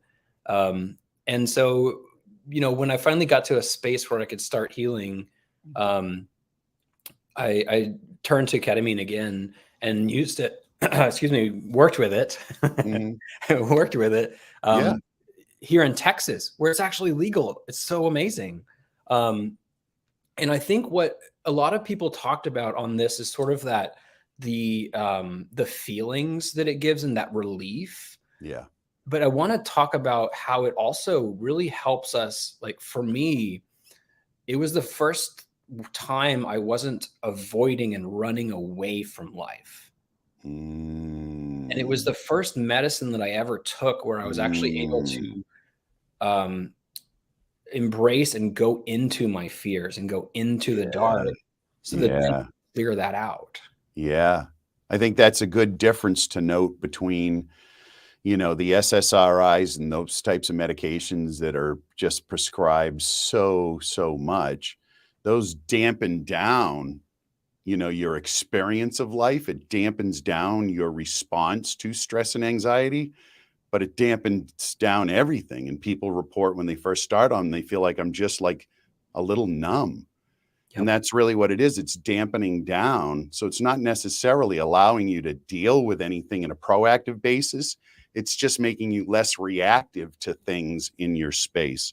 So what to note is that psychedelic medicines, ketamine and psychedelic medicines, actually bring you up and able to deal with these things. Oh, you almost were there, man. I was thinking you were almost coming on. I'm still trying. I work in tech and I still can't figure this out. Bro, I owned a tech company for 30 years. You think I could figure this out? Nah. So ketamine has been a good thing. There you are. Did it work? Yeah. Ah. Jake, what's up, bro? All right. I blurred the background and then unblurred it. And so here I am. Most beautiful. Yeah. Okay. Yeah. It was the blurring thing, I'm sure. So here we are, Jake. Yes. You're in Austin, Texas. So we got the West is well represented again. These other guys, I don't know where Zappy was. He may have been in California or Florida, but Warren was definitely in Miami. And Dr. P was in Stuart, Florida. So I think we got the country has been covered today, right here, right now. And going back to we are covering everything. Going back to the changes that I saw from working with ketamine. It was the first time that I was able to identify and change the underlying mindsets that really affected my entire life. And that specifically was having a victim mindset from childhood trauma that wasn't my fault, but seeing the world as a dangerous place and being afraid. And it was ketamine that allowed me to even realize that I had these beliefs and then change them. Yeah. Yeah. We had that in common. Exactly. Yeah. Yeah, absolutely. And when you react to the world as if it's a dangerous place, it affects every one of your interactions. Yep. Absolutely. How you operate in the world. And now, I have known you for a few months and, we had that amazing journey together. And I follow you on Facebook and we talk pretty regularly. And, in my experience of you is you are a joy-filled human being and that you enjoy life to the max with your beautiful children and with our fellow alumni from our journey. Yeah. Thank you so much for reflecting that. I feel it. And I think it really speaks to, having gone through such a long, dark life of having anxiety for 37 years. I think it is a silent epidemic. So there are so many of people that have that have these traumas, and they don't know where to go. And so I feel very joyous relative to that. And I want this freedom and this joy for everybody. Same here. It's why we're doing this right here, right now, raising money to help fund treatment for veterans. And you're right, anxiety. I mean, people, will go to their primary cares, and back in the day, they'd prescribe benzodiazepines, Xanax, Klonopin, Ativan, very highly addictive, but very effective against anxiety, but very, very highly addictive. They don't do that anymore. Like the medical community, primary care providers are being told, don't prescribe benzos anymore because we can't get people off of them. And in long term, they're not good. So, people are left in this space of, well, what do I do now? And so, well, we have an answer. Yeah, we have an answer to that question. And, and it does include things like yoga and meditation and breath work, along with facilitated guided psychedelic experiences, ketamine, for instance, which I would consider a pseudo psychedelic. So yeah. Amazing. You're spot on there. These medicines and psychedelics, what they do is allow us to figure out what we really should be doing so that we can find that we are the medicine. Yeah. They peel back the layers and say, here's what you should be working on. Right. We're not able to see that from the day to day No, with things like antidepressants and we're not. SRIs. They mute. They mute. And we're not going to have access to it. Yep. They'll make life bearable, but they're not going to make it, spectacular. Yeah, temporarily. My experience from being on antidepressants for 20 years is they just continue that I got worse and worse and worse until the universe threw a car at me. Yeah, I know. The universe is like, hey, Jake. Not so All subtle. right, here you go. Now Not you're going to so go in a subtle. different path. There were a lot of warnings before that, but Of course, but you the didn't heed the universe any of gets louder and louder and louder until you can no longer Listen, ignore it. bro, I know I've had some pretty harsh warnings in the past 5 years. I got it past 10 years. That yeah. So, my space where I'm at now, this is what I do. I inspire people. I'm the vessel that inspires people to step outside their human experience and embrace their true nature. All that means is I'm going to take you out of the matrix. We're going to step outside and we're going to be joy filled. And we're going to embrace life, and we're going to realize it's always okay. It's always okay. Yeah, no matter what.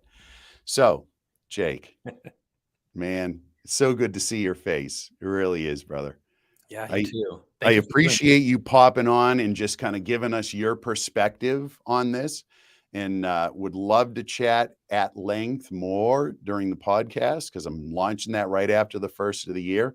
Awesome. Lucky enough, I'm going to Costa Rica for most of the month of the December on a couple of different journeys and facilitated breathwork things. So yay me. I'm excited to be able to go and learn and bring those back and share those with everybody around me, because that's what we're about, right? We're about sharing and really helping people to heal. Amazing. Remember, right here, right now, go ahead and make a donation. Help me to help the vets. Together we can do it. Thanks to all of my guests today for joining me on this right here, right now, ending the suicide epidemic, the first inaugural. Yay, we got one under the belt. It's in action, it's in play. We're going to keep this thing going, Jake. We're going to keep this thing going. And we're going to have so much more fun. I can't wait until we have a live event, because damn it, we're going to have some with music, with dancing. Oh, it's going to be fun. It's going to be good. You're going to want to be a part of it. And I do want to just circle right back around and say, Paula Tedder, she did an amazing job with all the social media posts and putting all that stuff together. She reached out. She was the first one to reach out. She is a friend from the cannabis community. She is an amazing human being. And it's her birthday weekend. Yeah. All right. And she still got on and posted today and did the things necessary to make sure that people knew about this. So that's it, folks. Jake, I'm going to drop you out, man. Thanks so much. Love you, brother. I hope to see you soon. Thank you so much for doing this. All right. All right, folks. That's a wrap. Right here, right now. Continue. Listen, it's going to be a forever thing. We're going to keep going, raising money. We're going to continue to provide, as Zappy said, hope for people, hope for their lives, that they can have this blessed, sacred journey of happiness and joy. Yeah. And if that's too woo for you, go do a ketamine session and come back and talk to me. All right. Love you all. We'll see you soon.